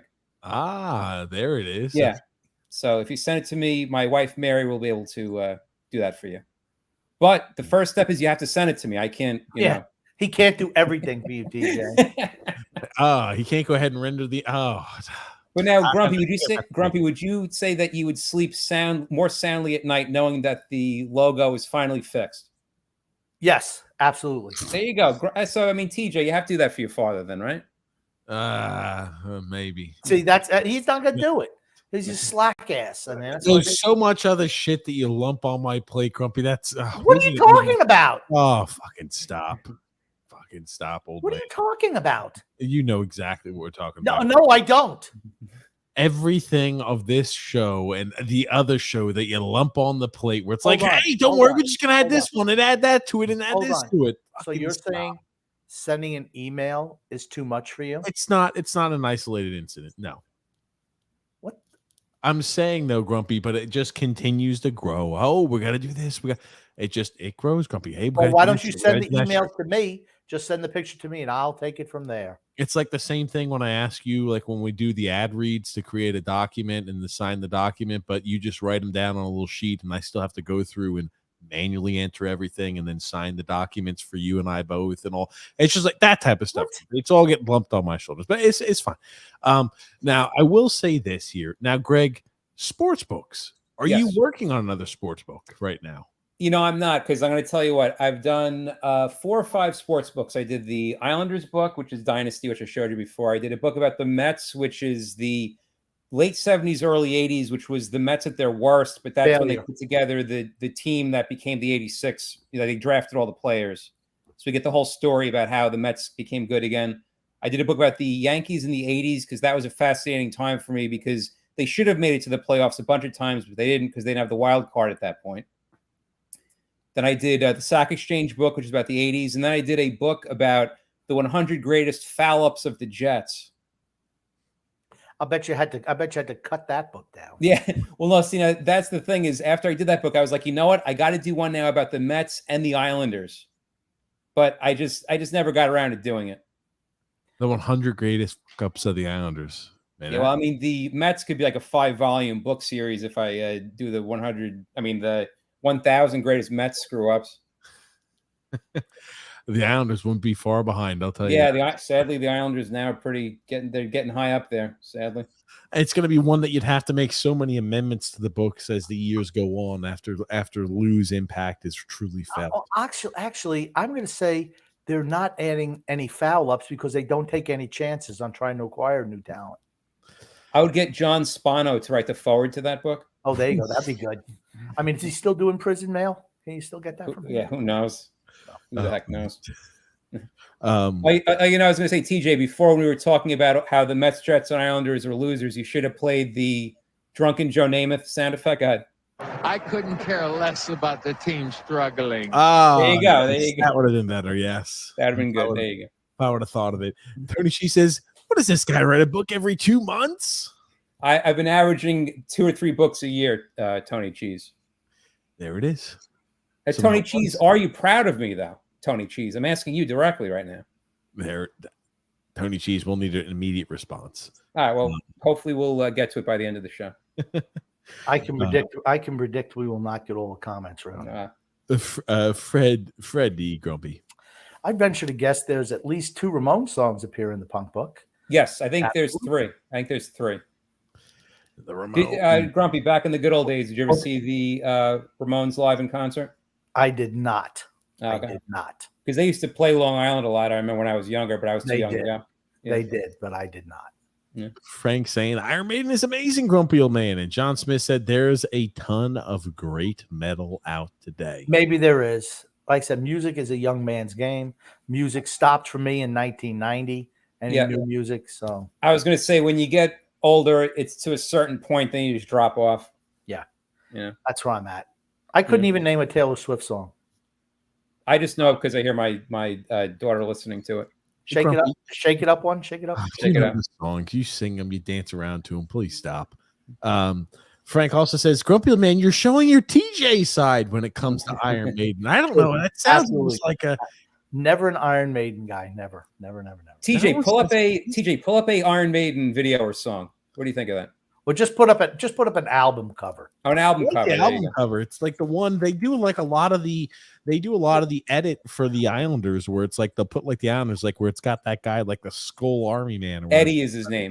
Yeah, Eddie is the mascot of Iron Maiden. That's who it is. Okay, Eddie the mascot. So, what's probably the most popular Iron Maiden or Iron Killers? Maiden? Go with Iron Maiden Killers. Go with that. What's an album? It's called Iron Maiden Killers. That's their album. Yeah, put that just a picture of the album. Yeah, just I've got it pulled up here, Grumpy. Give me a sec. See how quick? That's how quick you could send Greg that other thing. By the way. Fuck. Here you go, Just Grumpy. like Let's that. see. Recordings just got back. Okay, gotcha. We'll wait until that blasts through here in a second or two. I wouldn't play it. Oh, we could do a short little clip of it. I already have a headache. I don't see. I thought. Wait, TJ, stop for a second. Uh-huh. I thought you just wanted to show the cover of the album. If you want to play a song that you would know there, is pull up the song called "Run to the Hills." Okay, gotcha. Yeah, look up "Run to the Hills." Yeah. Sorry about that. Oh, there it is, right there. There it is.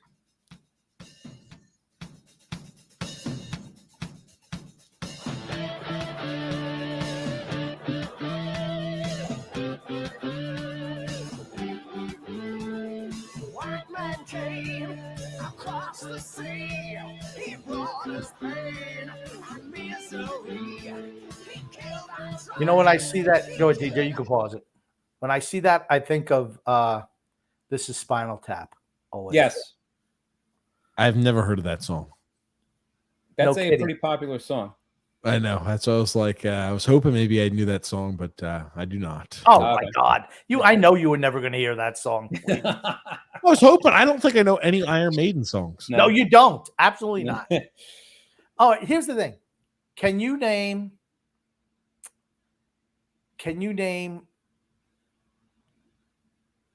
3 Led Zeppelin songs? We've already talked. Stairway to Heaven. Okay. We've talked about 3 on the show. Yeah, we did.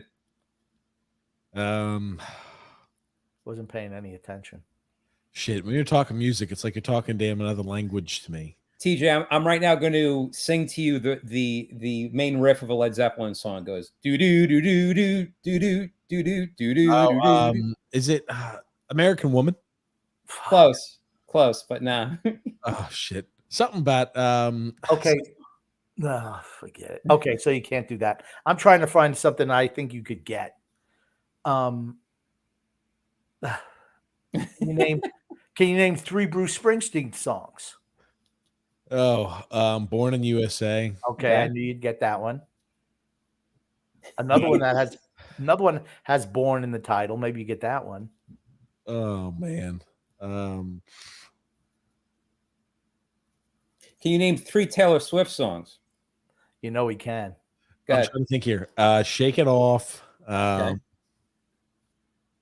Jesus. Hold on. That page lists all the songs. Give me a second. I know if I think hard enough, I will have 3 songs from Taylor Swift. Can we have her Shake come It in Off. so we name that one? Shit. That's She's silly got one. the old ones where it's like they're not meant to be. They're all these love damn songs. They're not meant to be together. No, we don't care about the. Tell us the name. Give me a second, damn it. Why don't you have Paige come in and smack Shake- you in the back of the head? Paige can name all the songs. Don't say "Shake It Off" again. Don't say it for the 3rd time. It only counts as one. I'm hoping it's going to allow me to It's think one. of the other ones. What about a song called New Romantics? Is That's that like a song? newer song, I think, of hers that I've Something heard. with a crimson. Something with a crimson something. Crimson and Paige- Clover. No, a crimson King top. Crimson. King Crimson. Prog rock band?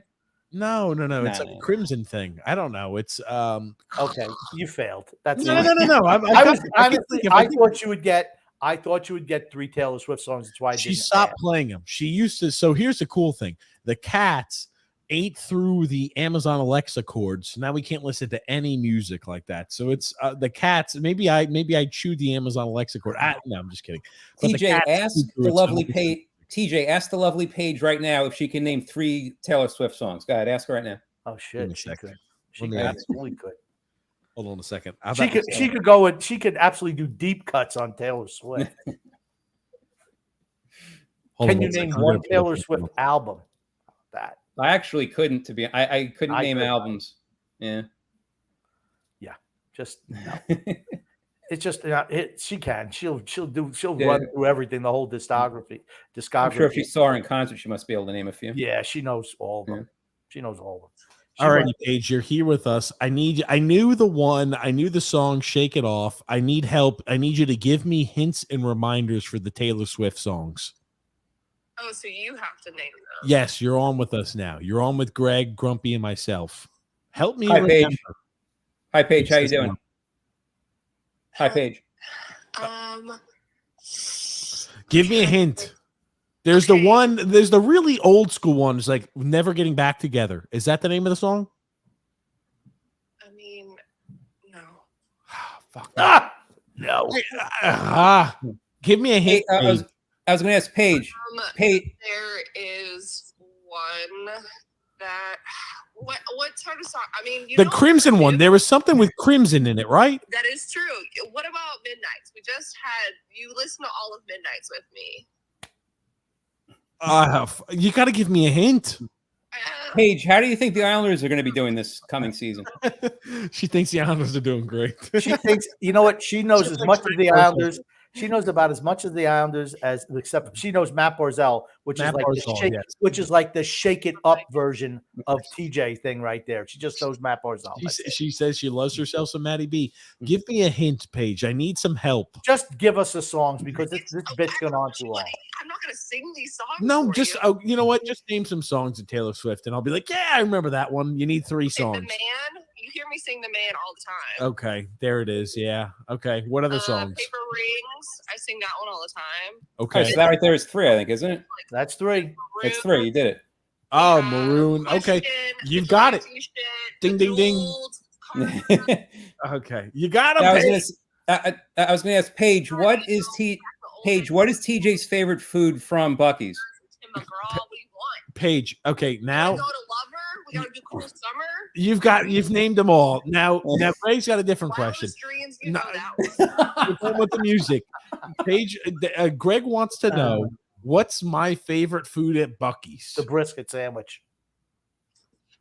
You like the burritos. Ooh, what do I like on the burritos? What type of meat do I like at Buc-ee's? It's the barbecue. Everything. With it's like a breakfast barbecue. Oh, those are good. Those are good. The brisket sandwiches are good too. Grumpy mentioned. Oh yeah, Buc-ee's is good. Now, I was going to say, Paige, should SunX do a better job replenishing the waters for Grumpy? Now, would SunX do a better job replenishing the waters for the grumpy old man? Yeah, because you drink all of them. Hold on, me? I'm not even there long enough They're to both the drink all the same. They're both waters. the same failures in that regard. Oh, stop. Thank you, lovely Paige. I'll see you in a Thank bit. you, Paige. Thank you. Bye. Good. There we go. We got a few Taylor Swift songs. Now, there it yes. is. I hate to say, could you hum "The Man" or "Paper Rings"? I don't. When she said Paper Rings, I don't know what Paper Rings is. She said she sings it a lot. I don't know. That was Paige's first appearance on the show since you told me she was on it during the COVID era because you guys were running out of material to talk about. Yes. Right. Yeah. So did that the was the Stump first the time Grump. she was back on the show. Playing the Stump the Grumps where they take modern terms and see if I could guess what they mean. Yes. I was about to say that was always a good thing. But no, I could not name. I know the one Shake It Off. Hmm. There's other ones I probably know. Like We're You Never should Get actually Back bring Together. back. I actually like the Stump the Grump idea. You should probably bring that back. You know what? You know what happening, Greg? I knew everything, Oh, bullshit. so I couldn't be stumped. Oh, stop. How about this heat? Yeah, man, it's hot. It's hot as hell. Yeah. All It has over been the a place. warm summer. He got Right Said Fred written all over him. Right said Fred. Yes. Right, said Fred had the hit song called "I'm Too Sexy." That's right. I'm too sexy for my coat. Too sexy, whatever. Oh, Too sexy for sure. okay. That's a 1980s tune for certain. Jake 91 or 90. No, 92. I think that was a hit. I believe. JK Grumpy says Grump. My favorite band is The Clash. My favorite song is Something About England. Bank Robbers, my second. I also like Magnificent Seven. This is Radio Clash Power. Ghetto Defendant, Guns of Brixton. Police and Thieves, Police on My Back. Charlie Don't Surf. I love Charlie Don't Surf. Straight to Hell, amongst others. What are your favorites? I like Train in Vain. And I like Brand New Cadillac. I love the song "Clamp Down" personally. Clamp Down is great. I love that. Go to the clamp down. Yeah. And I love Charlie Don't Surf. So many. That's like London Calling is almost a perfect double album. Yeah, people say that London Calling is similar to the Rolling Stones' Exile on Main Street. It was so good, and it was only sold for $7.99. Mm. They never charged Double double album album. prices. Everything was cheap by them. Then they did Sandinista after that. That was a triple album, which I thought was a lot of filler, but they had some good stuff in there too. Really underrated. Then they got real political, and their most commercially successful album, of course, was Combat Rock, which had Rock the Casbah and Should I Stay or Should I Go? And that was the end of the band. Really, Grumpy, which record stores did you used to go to the most when you lived on Long Island back in the good old days? I can see it. I don't know if it was Record World? No, Goodies. Sam Goody. Sam Goodies. I'm trying to. It was Sunvet Mall. I used to go to Sunvet Mall, TSS stores. They had a record department.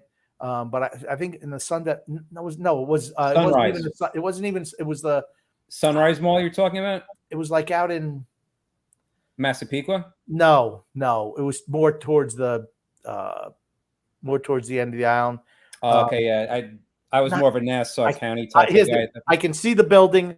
I see the strip. I see it, but I cannot remember the name. But that's right. They had a big record store there. I used to go there all the time.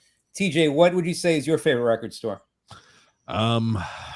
There's too many to pick from, Greg. There you go. It's tough. I've got Buc-ee's. so many I like. Yes. Would you say, Would you say Buc-ee's is your favorite record store? I would agree. I'd agree. It's a utility knife. It's one fix all. Andrew L says Bailey's favorite punk rock song is probably Gangnam Style. Grumpy, do you know what Gangnam Style see is? Bailey hopping around like that? It's Bailey style. Max Power, Grump. Best grunge band, Alice in Chains. Best punk rock, Sex Pistols. Best heavy metal, Iron Maiden. Okay. I like all three. I like all three of those selections. Okay. Alice in Chains had some good the songs. Sex Pistols. I mean, yeah, Alice in Chains was great. Never mind. I mean, Never Mind the Bollocks was a really good album. That's kind of like a perfect album, isn't that, Grumpy? You know what? I don't think people appreciate it. And they were so short-lived, the Sex Pistols. Right. They came to America in 1977. I remember their first tour date, I think, was in Atlanta. And they broke up like a week later. Yeah. I mean, you never heard from him again. And then Sid Vicious overdosed. I mean, how often, how soon after that? Not too often. A couple They of years. broke up in early 78 and he died in early 79. There you go. I mean, it was quick. Yeah. That's when rock and roll stars used to die young. David Sean McDonald says Grumpy Old Man are raving it out with glow sticks and MDMA. And Zeppelin was great. Bruce sucks. He sounds like a dying animal. He did not have a great voice. Oh, man. Let's see here. A Barbie girl in a Barbie world. Ain't it fantastic? Brendan C says here, is it me or was Tonelli actually the most clutch Islander? It's Tonelli and Nystrom. It's Nystrom. Right? It's yeah. Nystrom. Well, I mean, but Tonelli was huge in the whole 82 comeback against the Penguins. To me, it's Nystrom. You needed a goal for a guy who had, I'm not going to say, I'll say not as talented as the other players. Bobby Nystrom always came. You needed a big goal in a big moment in the playoffs in particular. Bobby Nystrom.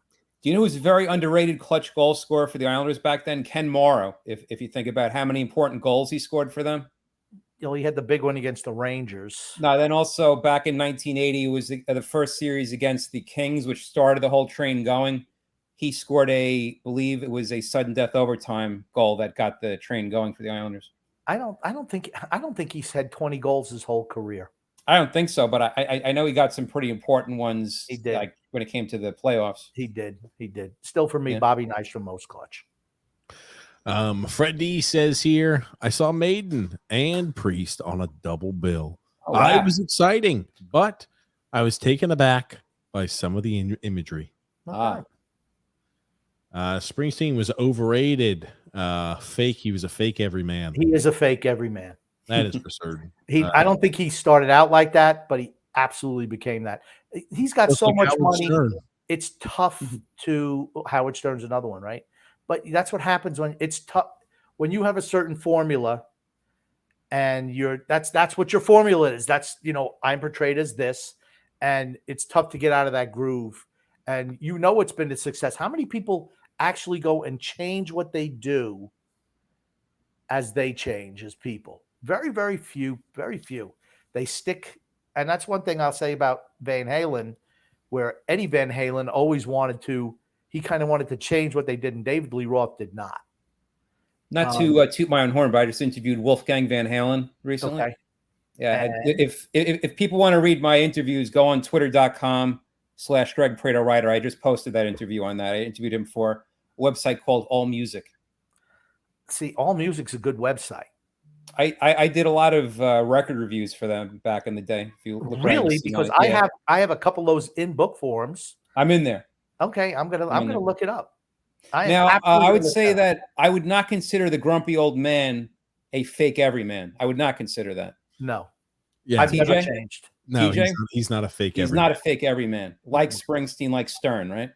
Yep. It was funny. You watch some of the old Stern stuff where it's like Stuttering John fights this guy and they're at like the Trump Taj Mahal. It's like, now, in their defense, so those guys, they're in their 70s. So it's awful. It's tough to be a shock jock when you're in your 70s. Sure. Right. And Springsteen, when was the last time you even put any new music out? And his stuff, like I said, I always feel you only have so many songs in you. And I think Born to Run. That's the other song Springsteen plays. Born in the USA. So you're up to 2. Okay, so there's 2. There's 2. I'm capped out. 2 is the maximum. I just know Bruce Springsteen and the E Street Band. What about a song called Dancing in the Dark? Do you remember that song? That was on the Born in the USA album. Yeah. Had 7 top 10 singles. Did you ever hear a song called Hungry Heart? Oh, yeah. That's a good one. Everyone sings Hungry Heart. Everyone sings Hungry Heart. But, if you think about it, I think musicians only have so many songs. And you hear Springsteen in particular, you get to where everything he has now is the same. Yeah. Little variations on, but it's he's settled into his groove, and they're all the same thing with Dylan. Everybody. Yeah. I think the one guy who had the longest most productive with different types of music in his career was Paul McCartney. Out of everybody, I think. TJ, what do you think of the Springsteen song called "We Will Rock You"? That's not him. That's no, We Will Rock You, somebody else. It That's was. I want to Kiss. say it's Scorpion. No, it's not That- Scorpions. That is Aerosmith. Aerosmith. Okay. It's not Nah. Aerosmith. I don't know who the hell sings that song. Queen. Queen. Queen. Freddie Queen. Mercury. Oh, that's right. Yeah, That's Freddie right. Mercury. Yeah. And what comes? They usually, when they always play it, "We Will Rock You," and then the song comes right after it. Matter of fact, that song. Bohemian Rhapsody, right? No, That's another one by Queen. that is It another is. one. No, you're right. It is. They had It is. they had a song. It was the A and B side of the single, and "We Will Rock You" was the B side of the single. The A side, side. which is the supposedly the one they were pushing, was "We Are the Champions." Oh yeah, that's another one. Yeah, Queen's got a lot of good music. Yeah. And if I'm going to tie it in with the Islanders, which I talk about in this book here, Dynasty, the Islanders in 1978, after every victory would play "We Are the Champions." And after they were eliminated by the Toronto Maple Leafs, and Grumpy said that was the most painful Islanders loss ever. Yep. Chico Resch, who I interviewed for my book, said that they heard the Toronto Maple Leafs in their locker room celebrating and mocking the Islanders playing "We Are the Champions." Oh damn. So that's what you learn by reading the Dynasty book. These little Absolutely. Things that you wouldn't, tidbits. that no beat writer is going to have, because no one's even thinking to ask questions about that. It just, that's what, I mean, like I said, that's one of my, I've said it before. I mean, I just love that book. Just love it. There it is. Put it up there again, Greg. There you go. Dynasty. Any Islander fan should have that book. Thank you. Absolutely. Tony Chi says TJ's favorite song is Cardigan. Oh yeah, that's a song. Yeah, there you go. That is a Taylor Swift song or a Taylor Swift album. I just know it's Okay. something with Taylor Swift. Swifty. Okay, there it is. Yep, I'm a big fan of Cardigan. And I went to the Big Four at Yankee Stadium: Metallica, Slayer, Anthrax, and Megadeth. Amazing show. Yeah, it was close like 10 years ago now. It's a long time ago now. Nick D. Grumpy, I'm gonna let you take over some comments. I'll be back in a second. Okay. We'll probably get all the comments done by the time TJ gets back. Grumpy Iron Maiden definitely deserves to be in the Rock and Roll Hall of Fame. They had the best artwork album covers. Maybe in the Artist Hall of Fame, not the Rock and Roll Hall of Fame. Thank you very much. Did you ever own an Iron Maiden record? No, Grumpy? I couldn't. No. I didn't like them. What was the heaviest metal or hardest rocking album that you ever owned? Oh gosh, I don't know. Black Sabbath, maybe? I've had Sabbath. I don't know if I don't think they're the heaviest though. I'm trying to think. I honestly don't know. I still have the albums. Oh yeah, the vinyl, yeah. Yeah, I absolutely have the original albums, and I actually still have a record player. Oh, nice. Not the digital one, the actual one with a needle. Or the needle, yeah. Yep. But no, I couldn't. I can't tell you who the heaviest was. But I never see Megadeth. No, Anthrax. No, I just no. I never liked any of them. B40 says kids were taking jobs at the stadiums Taylor Swift played and would quit the minute the concert started. Brilliant idea. That is pretty slimy, but it's cool.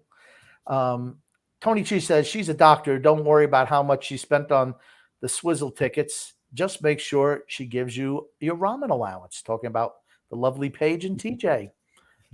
Fred Diekman says Grumpy saw Al Jolson for 20 cents and a lime Ricky. That's going way, way, way back. way old, but not that old. David Sean McDonald says $20. Good drugs aren't even that cheap. Back then, particularly not as well. Just to let you know. Wait, Grumpy, I want to ask you something else.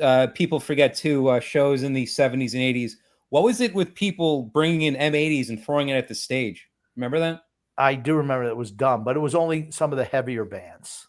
That was before, I guess, they started to do searches before you went into concerts. Okay, they never did searches. Never did searches. People And were the only bringing thing- bottles and crap. That like was it. Bottles. They were looking for bottles, like bringing in alcohol bottles. Right. That's what they were looking for. Yeah. B40 says, I'm going to meet Potvin, Smith, Trottier, and Goring on Saturday. They're doing a signing in Westchester. Good for you. I wonder how much that costs to get those four guys signing something. Something to think about. David Sean McDonald says TJ gets an allowance. Spends like a drunken sailor. Max Power says, my very first concert was actually Metallica at the Coliseum back in 91. First time Nice. I got a good whiff of weed. I was at that show as well. I remember. It was was not at December that of 91. Frank from Empire State says, I took my daughter for her 16th birthday to McCartney at Giant Stadium. Seats on the side of the stage, like 30 rows back, were 1,200 combined, a bargain compared to Swift, but I still thought it was a bit of a ripoff. Yeah, considering that he can't sing anymore for certain. But that's what it is. Why are tickets so expensive? People say, well, why are music tickets so expensive? Because new groups don't go on tour. And the only groups that are popular are older bands. And the people who are fans of those, they have more discretionary income and they can charge that. No one goes on tour anymore. When I was a kid, the summer, there was a new band in town every freaking week, and we went to see a concert every week. I work all week, and then whatever day I had off, we'd go to a concert, just all the time. Mm. I just read that one, TJ. We can go right past that. Right. TJ once paid $200 to watch some nerd enter data into an old IBM desktop.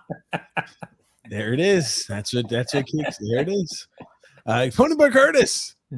Yo, Prato, it's your biggest fanboy, Ponyboy. Ponyboy, what's up, my man? We were both formerly from Merrick, Belmore area. I remember last time we were talking about that. B40, Grumpy. I offered Islanders my Billy Smith game use pads to display. Never heard back. Wow. Giving them free shit. And they're like, no, we're not interested. I remember the Monsters of Rock tour. The Monsters of Rock at Giant Stadium in 87. I was 17, Metallica, Van Halen, so many great bands. Eric Clapton made a special appearance. Yeah, good stuff. No, I don't think Eric Clapton made an appearance, did he? Maybe did he with Van Halen? I don't know. I don't know. I did not go to that, but I absolutely remember that. That was in 1988, though. I remember it was the summer of '88. Okay. Max Power said, favorite band to see live, though? Rush, hands down. I love Rush. I fell Rush asleep. is well represented in the 100 greatest songs of heavy metal. Grumpy, did you recognize that? Yes, I did. But here's the thing: I fell asleep in a Rush concert. If you can imagine. Oh no, really? Yeah, Yes, that's I called did. alcohol poisoning. It was not called alcohol poisoning; it was called something else. So Cocaine. but no, it was definitely not cocaine poisoning. No, What you do? You smoke too much weed? all I'm just saying was that I fell asleep during okay. that concert, and I mean, not like I was out for the whole show, but you know, like sometimes you're nodding off, and then oh shit. But Neil Peart was. I mean, Neil Peart, what a great drummer he was. I think I can guess one of your favorite Rush songs, La Via Strangiata. Yes, absolutely. Yes. That's my favorite one. That is my favorite one. You actually mentioned that about a few months back, I remember. Yes, that is my favorite song. There's a good one. Yeah. Curtis says, Greg, Grumpy Old Man knows nothing about music. Don't bother with this fool. Like I said, there's certain music that I know about and certain stuff I don't.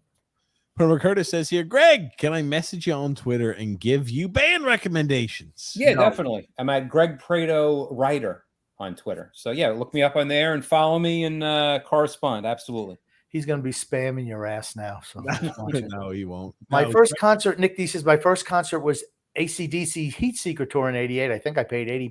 $80 for that.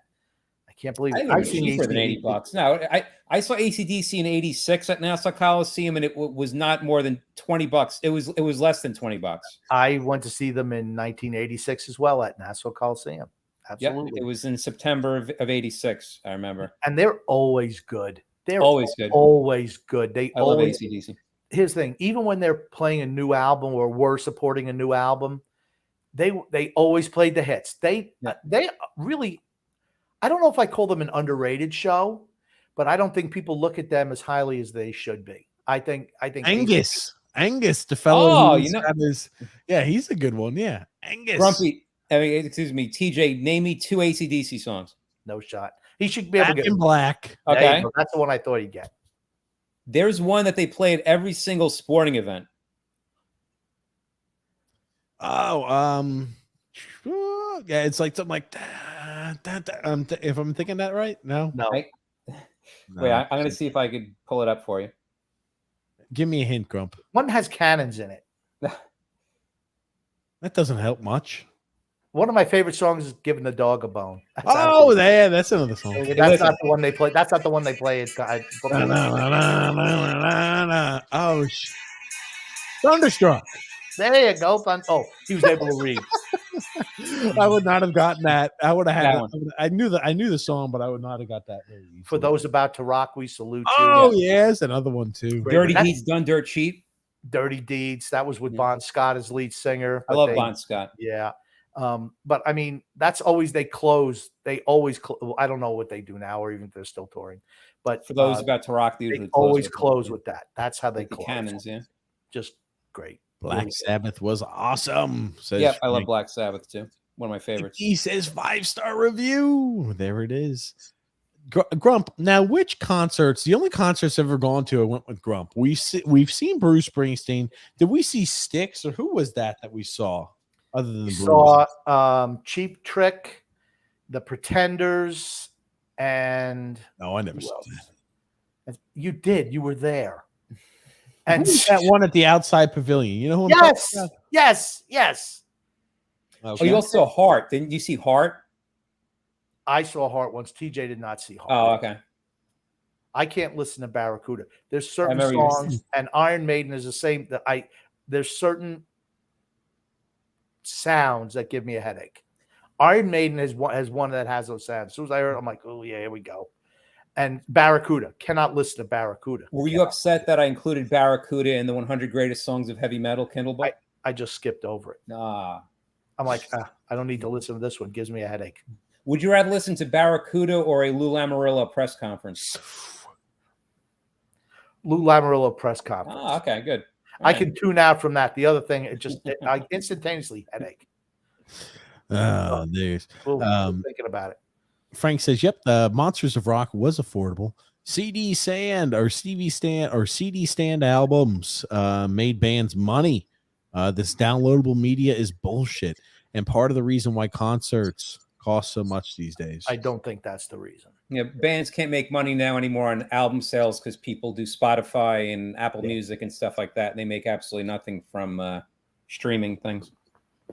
Tony G says Grumpy got arrested at a speakeasy in 1927. True. He was caught necking with one of Frank's hussies. Oh no! Hey, you got to admit it when it's true. HOPENY, baby. There it is. There it is, Tony Cheese. HOPENY. The Lamanites are like dogs. He's called Lamanites. The Lamanites. I'm just going to have to call them Lamanites because otherwise I won't get it right. The Lamanites are like dogs. If you don't look at them, they'll just sit quietly. True. Oh, my goodness. Let's see here. Podcast reminder, fire Lou Lamoriello immediately. Oh man. Grumpy Man looks the same as he did in 1927 too. True, I haven't aged at all. Looky there. Grumpy, it's Matt Barzal. Oh, wow. Wow. Who knew he was a big fan of Big Van Vader? Formerly known as Leon White. TJ, please stop with these. I've seen Islander fans say this, then go on tangents about things nobody's saying. It's annoying. Nobody says these things you say Islander fans say. Grumpy is the man, by the way. I can tell you, Matt Barzal, Islander fans are saying this because one of the Lamanites, a leader of the Lamanite, may be saying certain things. That's all I'm going to say. Lamanites. Let's see here. I'm sure we're just going to be doing selective comments from here Yes, on. that's what I'm doing here, Grumpy. Last night I saw, last show I saw was Nick Mason at the Beacon last fall. Paid $200 for Nick Mason. Wow. Classic rock shows or classic rock artists are much more affordably priced compared to like Taylor Swift and those types of. Without a doubt. $200 to go see music? Fuck, DJ, he doesn't understand, Greg. And forgive him. He doesn't understand. He doesn't understand fucking music. He just doesn't get it. He doesn't get it. Oh, I mean, here, and Greg, you could back me up with this. When you were a kid, there were no video games. Mm. Okay. You want to know what your video game? You were listening to music. Fuck. You'd listen to the radio and say, "Oh, hey, somebody at Boston is releasing their second album." Mm. Boston went 3.5 years between albums. I'm like, "Oh, I got that day one." Mm. Don't look back. Day one. Right. I mean, that's what you did. You sat around with your friends. You listened to music. You did stuff. There were no video games. There were no Game Boys. There were no PlayStations. Nothing. Nothing. It was radio or television, but mostly radio because everyone had a little radio, a pocket radio or something that they could listen to. I mean, it's just different. And honestly, it's not better now than it was then. Kids just sit in their house and they play freaking video games when they're 30-something years old. They lay around playing video games with their other sad sack friends. Are you talking about Son X right now? I'm talking about you. Grumpy, I don't play video games. You do play video games. You absolutely do play video games. I was at your house 2 weeks ago, and what did you do? You played video games with your sad little friends. When Grumpy was about falling asleep, I played 30 minutes of video games. You did not. You said, "Oh, I'm going to be getting off right now." 45 minutes later, he's still playing damn game. Grumpy still has a problem with time. I see. Time is of the essence for the grumpy old man. Yeah, I can promise you one thing. I don't think you ever have to worry about me going to a concert in the future. I don't foresee that. I don't foresee that coming up anytime soon. Guys, hearing the Islanders rumors, they're going after Brett Pesce. They're not getting him either. It's okay. The Islanders have no money. So they can't bring in a Brett Pesce. Why would Carolina move Brett Pesce to the Islanders? What do the Islanders have that is appealing to give up Brett Pesce? Nothing. Is there any player on the Islanders that you think Carolina says, "Wow, that's an upgrade"? I can't think of one. Not that's goaltending. Sorokin. Sorokin's a clear upgrade. Yes, but they're not trading Sorokin. That's correct. You just asked though. But they're not trading Sorokin. That's correct. You just asked though who. So I answered. Rick Roma. Rick Roma says here. I just heard for hard names to pronounce and then send it to TJ for comments to read. Makes me happy. Oh man. Okay. Okay, let's see here. I just took a very quick peek to see that the Yankees defeated the Mets tonight 3-1. Woohoo! Yeah, the Mets in their Mets in their very mediocre season. Mets are in tank mode now. Tony G says Rick Roma is subtly the best commenter. There it is. Because he knows coffee's for closers. Mario says, TJ, I sent you an article that mentions that about a month ago. That's right, Mario. Yeah, Mario was the first person who sent me that about the Lou Lamoriello laughing at the Devils employees. Yeah, absolutely. We read it. We talked about it on that podcast, that next podcast. I was shocked that was actually true. I just don't understand how you could sue someone for being laughed at. It's like, who the hell's going to rule in your favor just over someone laughing? I don't think it was that. It was probably a whole bunch of other stuff, and that was brought in to try to prove a point. Max Bauer says here, file a Nylander trade under never. Yeah, it's not happening. Like, you know what else I heard pop up just listening around? Oh, maybe Pajot for DeBrusque. I'm like, again. They need a lot of center depth now that Patrice Bergeron is retired. Oh, they need Jean-Gabriel Pajot, and maybe we can get a real deal. Maybe they'll trade Pasternak for Jean-Gabriel Pajot straight up. It's just so dumb. Yes. It's just so dumb. It's scary how stupid some of these people are. Just scary, stupid. George Do the Islanders have the most trade rumors that never come true out of pretty much any other professional sports team? They're all made up. Every single one is made up. I'm thinking that way. up there. A fanboy site will put something, and they're so desperate for change that, it's got to be possible. Not happening. It's not George happening. P says, we've got high hopes. We've got high hopes, Grumpy. High hopes. Who the hell what voice was that you were singing? trying to get through the comments is the no, but I mean, it's like, we've got high hopes. We've got high hopes. What the hell was that? Trying to sound like Iron Maiden. Yeah, there you go. Brian Jennings says, I love my Islanders, even though at this point, I'm not sure they deserve it. Not the players, but the clowns running the show. We suck top to bottom. A couple players excluded. True. I don't think we suck. I think we are an average team.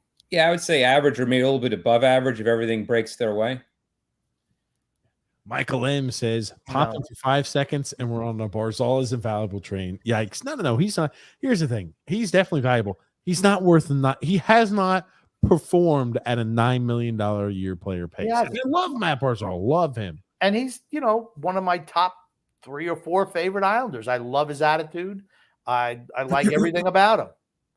But what if, like the Philadelphia Phillies last year, the Islanders get hot at the right time? did they have to play Carolina? Did they Well, I mean, the Phillies last year beat the Braves, right? Did they beat the Braves or did they beat the Dodgers? Think about Florida last year, the Panthers. They got hot at the right time, and the best case scenario is maybe you make it to the playoff or the Stanley Cup Finals and you get bounced. Mm. Okay. We're not any of those teams. Correct. And Florida was the President's Trophy winner the season before. And we're not making the playoffs next year. Not happening. If the Islanders make it to a Stanley Cup and lose, is the season a success or a failure? If they make it to the Stanley Cup and they lose, that's a success. Absolutely a success. See, but that's kind of like, I'm sick of being a longtime Mets, Jets, Islanders fan that getting to a championship losing count. I mean, that's not the way the Yankees think, the way the Patriots think. You know what I'm saying? Like, you know what I'm saying with that? It's not the way the Patriots used to think. You're right. Now they think that way, though. Yeah. Yeah. But I'm serious. You listen to Patriots fans now, it's like we make the playoffs. They all say the same thing. If you're just getting to the playoffs, then anything can happen. You know what? Here's the thing. That's technically true, but probably not going to happen. And, you mentioned the Islanders. I think coming from a team that I don't consider very good, we got beaten in the first round of the playoffs against a team that was banged up. All right. That's what if Carolina was healthy, that's a sweep. Mm-hmm. That's a sweep. But after a team like last year, if you get to the Stanley Cup Finals this year, it's absolutely a success. Just to quickly switch, I'm a fan of the Jets. They're going to use the old sack exchange era helmets for 2 games this coming year. We'll probably talk about that tomorrow, but I'm just saying. I like it. I like it. Yeah, I like it too. I was about to say, now, Greg, when you write books, do you sometimes say, well, if I write this book, anything can happen. Maybe people are going to read it. Maybe they won't. Anything can happen. When you write books and put that much time into it, is that usually is that the parameter of I usually think with a book when I'm writing, it's like if I don't get injured, I'll be able to complete this book and it'll do well. But if I get injured, it's going to suck and it's going to, like that. That's how. Yeah, I adopt the Islanders' way of thinking when it comes to writing books. And like when you're trying to market a book, do you just say, I'm just these marketing ploys haven't really worked in the past. I'm just going to keep doing the same bad thing over and over. Yeah, you're right. Do that, or you're going to make change up a little bit. No, just keep doing the same thing. Keep writing about the same stuff over and over again, even though it's well, the reason why is because I just didn't include this chapter or this extra quote. Right. Now I'm going to see that the book sales are going to jump. Or if I would have used a couple of bigger words, maybe that would have put us over the top. Or I was going to say it's almost as if in like one of my books, if I keep misspelling a word and I just keep doing it, the same book, it's the same word, just keep misspelling it over and over and over again. Don't even bother to fix it. Just keep doing it over and over. There it is. Greg changed it up. Now he puts Greg Prato Presents. Yes, in front of all of his books now. That means that I deserve to be on Cameo, right? Absolutely. There you go. $5, just $5. Wait, Grumpy, what are you going to What are you going to charge when you finally get on Cameo? Whatever the market will bear. So what is that, Grumpy? $1 a Cameo? I don't know. We'll find out. So to end that poll, Grumpy, it ended up 43 votes. 63% said yes. 37% said no, Grumpy. Oh, so Grumpy, I think you have to do it. I think so.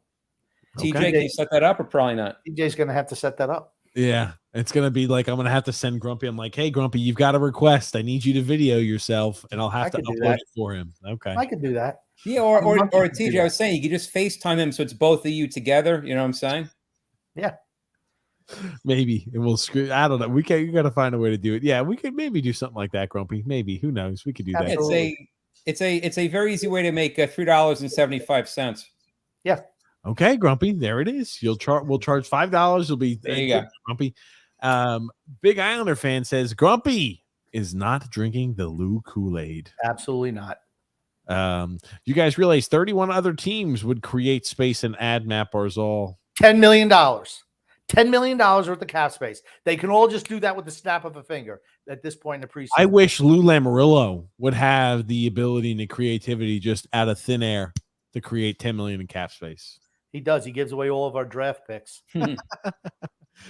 Lose lemonade. Oh gosh. You know, when we have females as guests, we always start on time. This is the longest the Islanders have gone with no first-round draft pick, right? It's been 2 or 3 years now, hasn't it? It's been 4 years. 4. All right, so that has to be a record, right? I'm going to say yes. I'm going to say yes. You think? Maybe. During the shit years, we always pick. I was going to say, Grumpy, I loved in the 90s when they always had the one amongst the top picks, and it'd always be shitty players or players that wound up sucking. Mm-hmm. But you know what? You always had hope in the offseason. Now, Lou Lamoriello has even stripped this team of hope. I didn't think it was possible, but he stripped the team of hope. At least, like I said, I used to look forward to halfway through the season. I used to set myself up a spreadsheet, maximum points we could get, minimum points we could get, where we'll fall in the draft picks. I used to do that. It was fun because when the team sucked, you had to have something to entertain yourself. And then I said, okay, well, we had ourselves a draft pick. We can get these guys. Maybe we can get better in a couple of years. Now, I don't even have that anymore. Would you say the Islanders have stripped you of also your self-esteem at this point? Not my self-esteem, because I have a lot of self-esteem. Good. An overwhelming sense of self-esteem. Too much, you might even say. Good to hear. Good to hear. Wow. I just to give you an update, I'm looking through these numbers. This is definitely a record for most years in a row without a first round pick. I'll bet you we never even went 2 years. Wow. Yes. So you look at these supplemental drafts, they were there, obviously, supplemental picks. But before this time period, yeah, I'm looking at it. I mean, I don't think we went more than one season without a first round draft pick ever. Yeah. This guy totally screwed everything up. Yeah. We had no first round pick back in the 2001 draft. We didn't have a first round pick. We did not have a first round pick back in the 2007 draft. Then it was the 2017 draft. And then it was, okay, Lou took over, and then we've never holy shit. That's one of those realizations you have where it's like, holy crap. We had never had more than one season in a row where we hadn't had a first round draft pick. Now we're on 4 years in a row. Don't you think the Islanders owners should see that as a red flag and maybe do something about it with the general manager? Or again, it's just one of those things, just keep doing the same screw up over and over and over again? I don't even think they Maybe realize they're not even paying attention to it. Yeah. I was about to say, we had no first round draft pick in the 2020, 2021, 2022, or 2023 season. And you know we're not going to have one next year either. Hold on. Lou Lamoriello has been the general manager here for 5 fucking years, 5 full seasons. If you want to give him credit for the Dobson draft where you were there for 2 days, you can do that. He does not get credit for that draft. Okay. He has been here for 5 seasons. We have had 1 first round draft pick. That was Simon Holmstrom. The entire franchise history, we have only had 3 seasons where we did not have a first round draft. 3 years outside of the Lou Lamoriello era where we did not have a first round draft pick. This guy has 4 in 5 years. Think about that. It's like the 4 horsemen, 4 years. Oh, even when we were winning cups, every single year, we were not trading away our first round draft pick. You don't trade away first round draft picks. We've showed the percentage of players who come from where they're drafted. It's first round draft picks is where the players will make your team. You can also the guys spread. And also the thing that I can't comprehend is like why when, like, for instance, a player is going to be a free agent like this past year with Varlamov, like why wouldn't you trade him away to get some kind of draft pick or something and tell him when you trade him, like, look, we're going to try to get you back next year, but for now we're just going to try. I guess they wanted to lock up Sorokin, and they thought by trading away Varlamov may have swayed him to leave. Who knows? I don't think so. I just think it was just failure, just his failure as a GM. I Look don't at get it. this. Looking back through it, Billy Harris in 72. 73 was Dennis Potvin. And Look then at- you got Clark Okay, I Gillies. just want you to look at the players we got in those rounds. Now, it was shorter, right? There were less teams, so Of you. course. But I mean, Billy Harris, Lauren Henning, Bobby Nystrom, Richard Brodeur turned up good for somebody else. Gary Howitt. Gary Howitt was good. I mean, absolutely. Those are 4 guys from that draft who made the Islanders and performed really well. 73, Potvin, Dave Lewis, Andre Saint Laurent. I mean, those are 3 guys. Lorimer too was Bob, good. that's right, Bob Lorimer. Yeah. So you're talking about 4 guys. Gillies, Trottier, Trottier, Dave Langevin, and Stefan Pearson. There's another 4 guys who were just massive contributors. Look at how many picks they had in 1974. Well, you want to know why? They traded veterans. Wow. And look at this. When you got more kicks in the can, it's almost like you might have a chance to be successful. The 75 draft. Pat Price, even though he played a lot of games, I viewed him as a bust. This was not a good draft. Yeah, that wasn't a good draft. I didn't think this was a good draft. Still first round pick. 76. But here's the thing. Ken Morrow. Ken was the Morrow. one pick. Here's the thing, though. We were a better team, but we had all these other guys that we had drafted were immediate contributors to the team, including the cup-winning teams. And we go to 77. I think Bossy's in there, isn't he? Bossy. Yeah. Bossy, Tonelli. Hello. I mean, that's just. I remember Hector Marini. He played some games. And then the famous thing is the Rangers chose Ron Duguay instead of going with Bossy. I remember.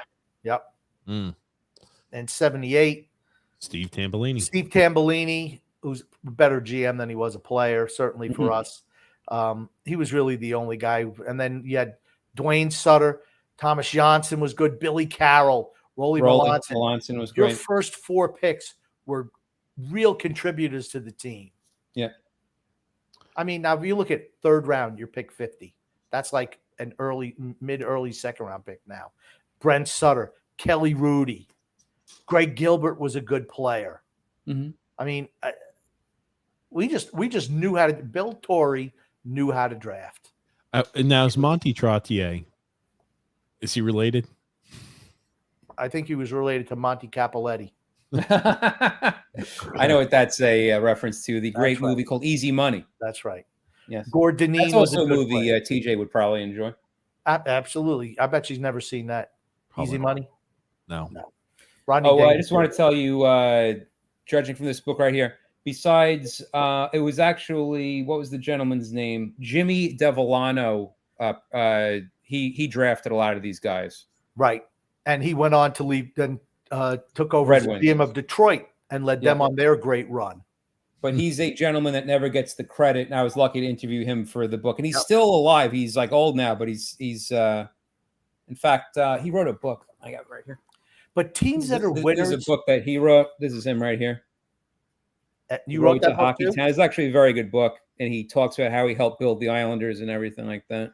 I mean, teams that are good, it's top down. It's ownership, general manager, coach. If you don't know how to, and that's where we're failing, honestly, is the GM position is just, he's not doing his job. Yeah. You want to build a team for the long haul, not for immediate. And here's the thing, we're not good enough. Pat Flatley was good there. But I mean, by then, LaFontaine, Gerald Didick was a good player. Mikko Makela was good. Jeff Norton was a good player, not necessarily for the Islanders, but I remember him with the San Jose Sharks. This is when they started to draft bad from like 84 on is when they didn't really draft that great. Derek King was pretty good. Yeah. He was certainly there in the 93 year. Rich Pallon was drafted in 86. Tom Fitzgerald, he's a good general manager. That's for certain. Dennis Vasky played a lot of games. Chenoweth sucked. Jeff Hackett was a good goaltender. Rob DeMayo, he played a lot of games, not for us, but he did play a lot around the league. Yeah. Well, he's a good GM. Well, he was a better GM than a player. That's for certain. I don't even remember any of these players, to be honest with you, and that's saying a lot. Travis Green. This was the dark times. Travis Green, I remember. We were in the dark times here. Scott Sidney. Yeah. We have been, the first season was 1972. The reason I'm popping this up to look back through yesteryear, but also to just show you We only had 3 years before Lou Lamoriello took over as general manager. We did not have a first-round draft pick. And the entire team's history, Todd Bertuzzi, Brian McCabe, like, look at this. Tommy Sallow. Wade Redden. I look at every single year, J.P. Dumont, Roberto Luago, Eric Brewer. We were really bad. Mike Rupp, miserable time periods at this point. Tim Connolly, Rick DiPietro. We had, look how many first-round picks we had. We had 4 first-round picks the year that Connolly was drafted. Yep. And, of course, that was one of the weakest drafts in the history of the NHL. Yeah, it was a weak draft. And the Sedins, outside of the Sedins, there was nothing else. 2001, first year in the franchise history, we did not have a first-round pick. Yep. And then you're looking here. And then you're looking here. The next year we didn't have a first-round selection was 2007. 6 years apart there. And then you continue looking around. Josh Bailey. No, hold on. 2008. Can you go 2008? I don't think we had a first-round draft pick then. Yeah. You know, the funny thing is you look at guys. But you had 3 seconds. Okay. You had Bailey was useless. And then you had 3 seconds. Yeah. And look, there's David Taves, not Devon Taves. But you look at this here. Nat Martin, Jared Spurgeon. Yep. So you missed on a few of those first, but you had so Anders many Lee. selections. Yeah, here's Anders Lee in that 2000. Anders Lee, Casey Cizikas, Nielsen and Koskinen both played in the league. Yep. Calvin DeHaan and John Tavares. How could you complain about that? Nino Niederreiter and Brock Nelson Yep. in 2010. Kabanov, they took a flyer on Kabanov in the 3rd round. That's what you do in the 3rd round. Kirill Kabanov had tremendous talent, but he had some issues. In the 3rd round, you roll the dice on a guy like that. It didn't pan out, but that's what you should be doing in the lower rounds. Rolling the dice on a guy who's got a great skill set, and maybe there's something you can work with. It didn't work out, but you know what? You're not afraid to do it. Mayfield and Strome. Yep. I mean, I remember I thought Andre Padan was going to be pretty good, but he wasn't. Griffin Reinhart, bust. Polka, bust. Adam Pelech panned out. Yeah, right? Absolutely he did. But still, first-round picks. We were able to flip Griffin Reinhart for a freaking king's ransom somehow. Then it was Ryan Pulak, right? We've had only 3 years before Lou Lamoriello took role and took ahead as a general manager role. 2 players who really panned out and 2 who didn't. And I think, honestly, they killed Hosang. But Sorokin and Taves, great picks. 3rd and 4th round. Yep, absolutely. And then you look here. Okay, Matt Barzal. Barzal, Bavilier, Von de Sample, and Parker Witherspoon. I know Witherspoon signed somewhere else, but they were still playing in the organization last year. Yep. Kiefer Bellows, first-round selection. Did not pan out. Kolashev. Yeah. I mean, like that 2016 draft, we walked away with nothing really. 2017. Yep, that was another year. Okay, so this is our 3rd year in the franchise history. So 2001, 2007, and 2017. We did not have first-round picks. And we still have 3 players from the 2017 draft, even though they were no first-rounders who were still in the organization, Sallow, Aho, and Durando. Yep, absolutely. 2018, right? You got Wallstrom, you've got Dobson, Bodie Wild never panned out, Ruslan Ishikov, you got Skarek. You still have a lot of guys who are part of the organization. 2019, well, there's Simon Holmstrom, Samuel Duke. But it's like, okay, 2020, no first or second round pick. 2021, no first round pick, already traded away the second round pick. No one from that draft. 2022, no first round pick. Who knows? 2023, no first round pick. You know, we've had, think about this. Lou Lamoriello again. 5 players. 5 players it come in the 2023. How many came in 2022? Was it 5 as well? 5 players. 5 players. 6 players.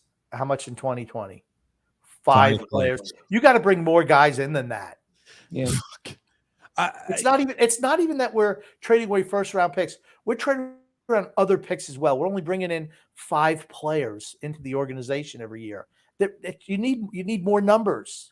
And we're also drafting a whole bunch of overage players as well. Yes. Like Rajaniemi, he was an overage guy.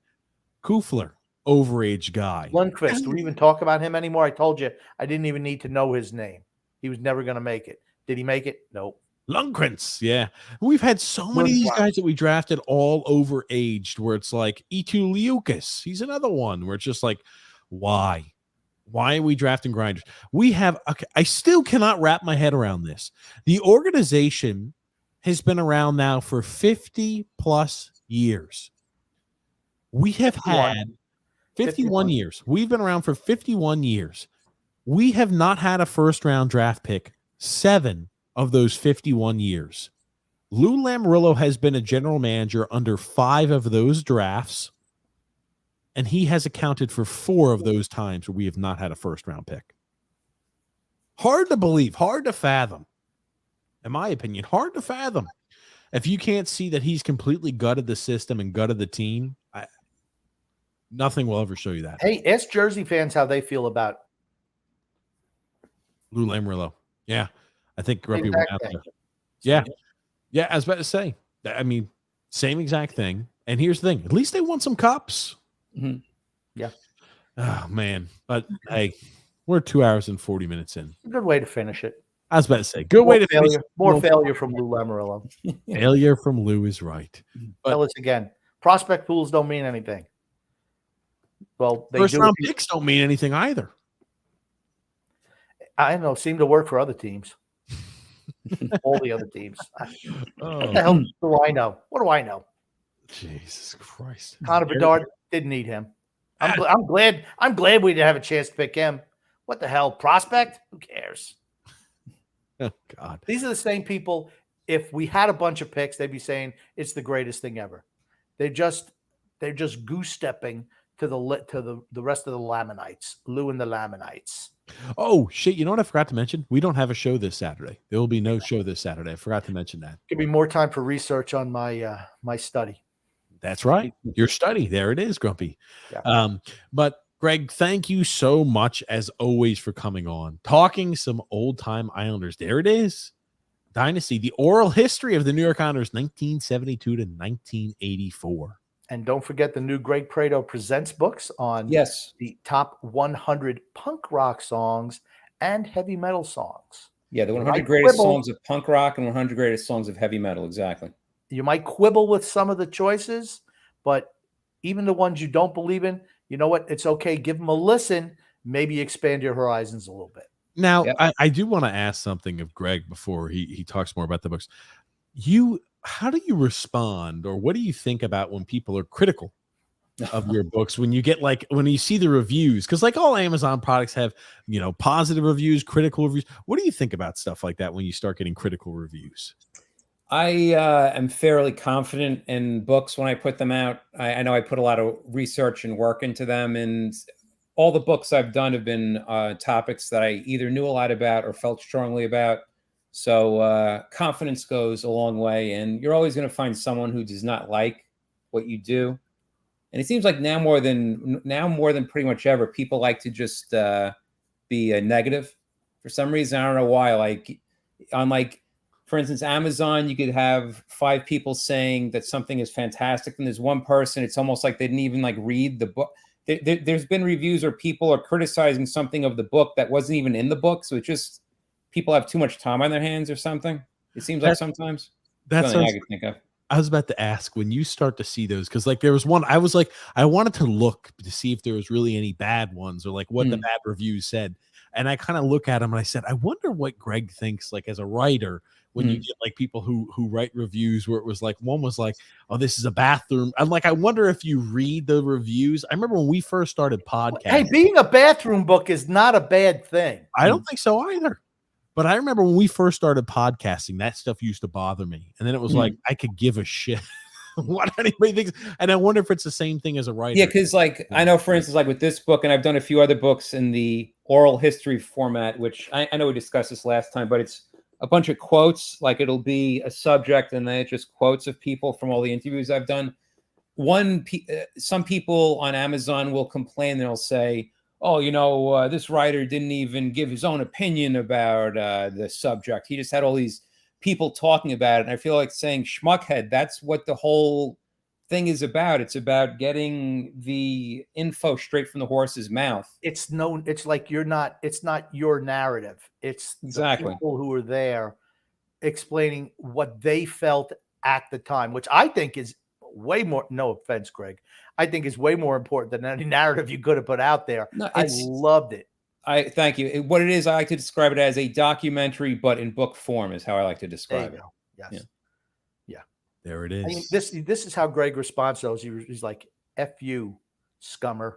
Yeah, That's how he he's- responds back to them. Oh man, oh man. You're not getting your money back. But the best. And I was going to say, so Grumpy, you give those two books, the 100 greatest songs of punk rock and heavy metal, give it a thumbs up or a thumbs in the middle. Absolutely. And here's another thing. Greg's books are easy reads. Yeah. It's like, the last thing, you're not going to find the print. Well, okay, I make it really big on my screen, so it doesn't really. But, you're not going to have like 1,000 words on a page written like in, serial killer mode or anything like that. And you're not going to get they're just easy reads. I mean, it's not War and Peace. There's something that keep you entertained. They're light reading. They're good. And like I said, in the Kindle format, you just click on you want to listen to a song. Hey, you know what? Let's see if Greg knows what he's talking about. You click on something and all of a sudden, hey, you know what? It's not even a song I ever heard before. And then you listen to it. It's like, hey, I'm kind of into that. Maybe it gets you to be into that band a little bit more. Maybe it's not even a band you ever heard of, particularly in the punk rock book, right? Grumpy, I was going to ask, did you happen to click on anything that you wanted to hear? And did you discover anything new from those books? I did not click on anything. I'm afraid to click on that stuff.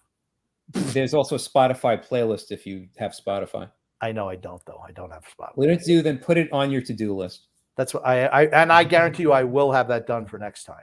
Okay, good. Absolutely. Absolutely. I'm afraid to click on anything. Well, I'm fine with my rabbit ears. I'm fine with my rabbit ears. Yes, but I didn't click on any of the audio files. But like I said, I was just reading the books for myself for the content. Yeah, what it is it's after every single entry there is a YouTube link that takes you to YouTube, or if you want to hear all the songs at the very end, it's a Spotify link. And I can't stress enough, each one of these books are only $2.99 each, a bargain. Yeah. I mean, that's like nothing.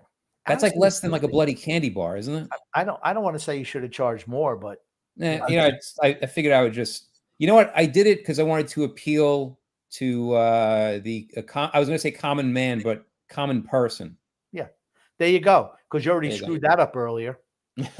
I don't want to say that's why some of the ladies came on today to make sure you mind your P's and Q's. All right. There are $2.99. There you go. Now, if you click on that, can you like show a page what kind of shows you the links and stuff?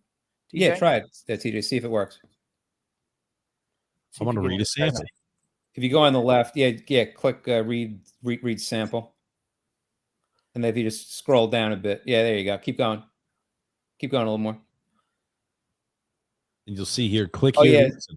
Yeah, there you go. Click here to listen.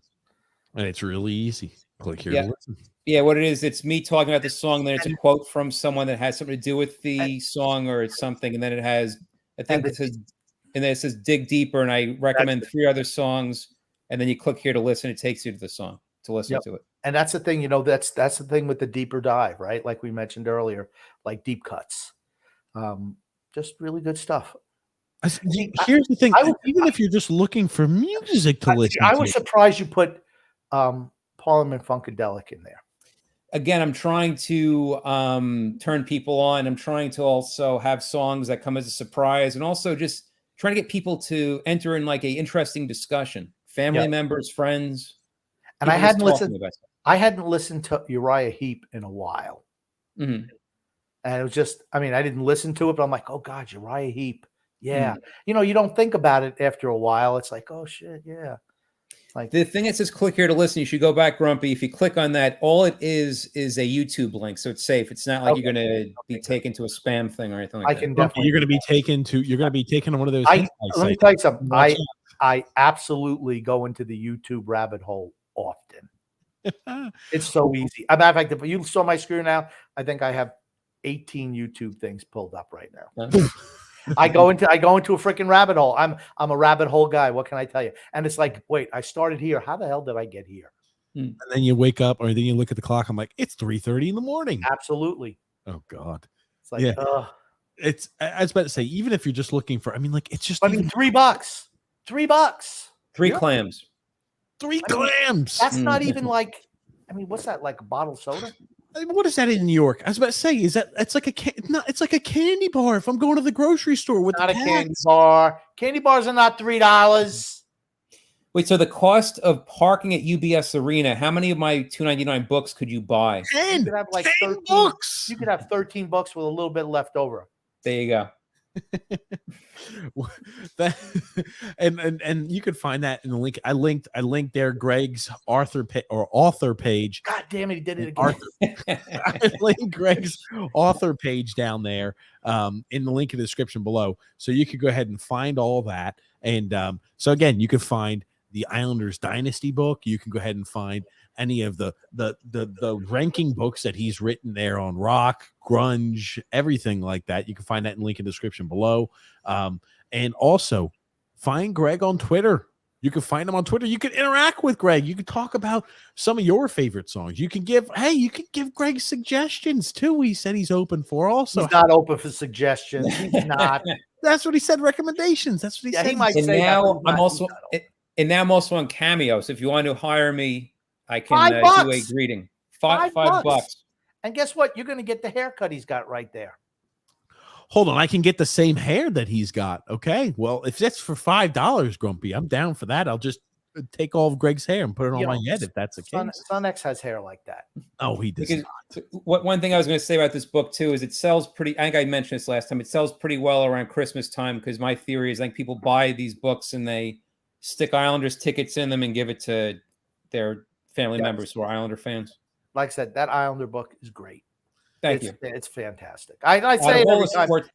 I don't want to say out of all the sports books I've done, that one was probably the closest to my heart because to my dying day, I think the Islanders don't get the credit they deserve for that dynasty era. And I was recently explaining to someone that there's no way in hell that another team is ever going to win 19 straight playoff series ever.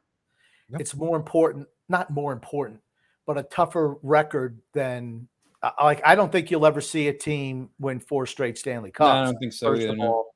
But they were 1 series away from winning 5 straight. So it's close. Today, it's just too difficult with salary cap era and stuff like that. It's. I'm not going to say it's impossible, but it's pretty close. It's the last time we'll ever see that. Grumpy, if they win Game 1 of the Stanley Cup 1984, is it a totally different story? What do you think? No. I think they were really banged up. They were really banged up in that series. Edmonton was a better team. They just were. I hate to admit it. I hated Edmonton. They were healthy. We were really banged up. But that first game, I remember it was 1-0 was the final score, and it was on a very fluky goal, I remember. Yeah, but it was Edmonton's year. Yeah. They outplayed us in that series. They did. They deserved to win. Yeah, it's true. I never thought we were going to lose to them. Never. I thought we were going to win that year too, but yeah. TJ, what did you think back in 1984?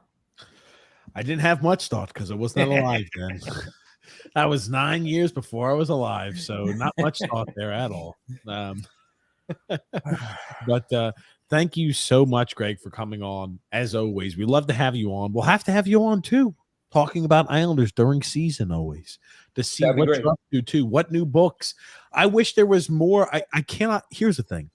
The in-depth failure of Lou Lamoriello. I would be so on board if there was an in-depth failure of the New York Islanders. But here's the thing. Got to kind of wait for the Islanders to start hitting the shit heap even more. Then that's going to start sounding like freaking hotcakes. Wait till the end of this year to when they don't make the postseason and things start to look like doom and gloom and lose like, I'm retiring, and it's like, who's our new general manager? And we bring in some nobody. Oh man, that's when it's like, oh man, here come the failures. And it's almost like you're going to have to be making amendments and updates. You could do the updated version 10 years after, once the real true effects of Lou Lamoriello are felt. How about a book? I was going to say, how about a book that studies how Son X was introduced to the TJ and Grumpy Old Man show? Ugh, no, that's like not going to be great. Yeah, that's like pulling teeth, But you think about it, we lost our coach in the minor league system. We didn't even go outside the family to get a new coach for a fresh perspective. I mean, it's like if you can't even go out and get someone to be a new coach in the minor league, someone who's not in the system, too much inbreeding there. Just way We've too got much. way too much crony capitalism, way too much nepotism, There you way go. too much. I was going to say, if you want to have me on maybe sometime in November or something, I'm going to put out my next book for the holiday season, which is going to be a book about rock lists, which I think you'd probably enjoy, Grumpy Old Man. Rock lists? Rock lists. We have famous people talking about like their favorite albums or songs. And then I have such lists as like the top 5 Queen songs not sung by Freddie Mercury. Oh, wow. Now, see, Things like that. See, that's a book I could really get behind. So that's something that maybe you'll have me back on. And we could also discuss how the Islanders season, if it's either in the toilet or if it's out of the toilet at that point. We're going to be in no man's land. And I might actually have where you can do a real deep dive expose on something that I've been doing a lot of work on that I think could be problematic for the Islanders going forward. There it is. You want to talk about it now, or we're going to save that? Ooh, got to save that. Oh, Gotta save it. Save it. It'll be next Wednesday. Next Wednesday, we'll talk It'll be about interesting to see come November how the Jets are doing. I'm curious to see how they're going to do this They're year. going to be doing well this year. They're going to be in the playoffs at that point. You know, I could see that happening, but I could also see like Rodgers having a season-ending injury in the 3rd game and their season sucking. I think this is the year they're going to do well. I hope so. But then again, I thought the same in 1999 with the Jets, and then Vinny Testaverde ruptures his patella tendon. No, whatever the hell he ruptured. It was the Achilles, wasn't it? Achilles. There you go. Achilles. There it is. Okay. Jets. But that sounds great. That sounds good there. Greg, thank you so much. As always, thank you, Grumpy Old Man, as always, for coming on, being a part of the show. Grumpy Old Man's going to get a little bit of a vacation on Saturday. No show for him, a mini vacation. What about Sunday? No, Sunday we should have a show. I'll be back early Sunday. So, All right. That's good. thank you so much, everybody, for tuning in, listening to the show. You can find Greg. You can find him on Cameo. You can find him on Twitter. You can find him on Amazon. Make sure to give him a check out. Make sure to check out the Islanders book to go ahead and learn a little bit about the oral history of the New York Islanders during that dynasty time period. Absolutely. Even if, hey, music's not your thing like it is me, you've got Islanders content right there. You got Jets. You got anything and everything you can hope for there from Greg on an Amazon page. Make sure to give him a check out. Thank you so much, Greg. Thank you so much, Grumpy Old Man. We'll see you guys tomorrow on TJ and the Grumpy Old Man, 9 p.m. And then we'll go ahead and see you guys on Wednesday for our next Islander podcast. Thanks so much, Greg. And thank you, Grumpy Old Man. My pleasure. Bye-bye.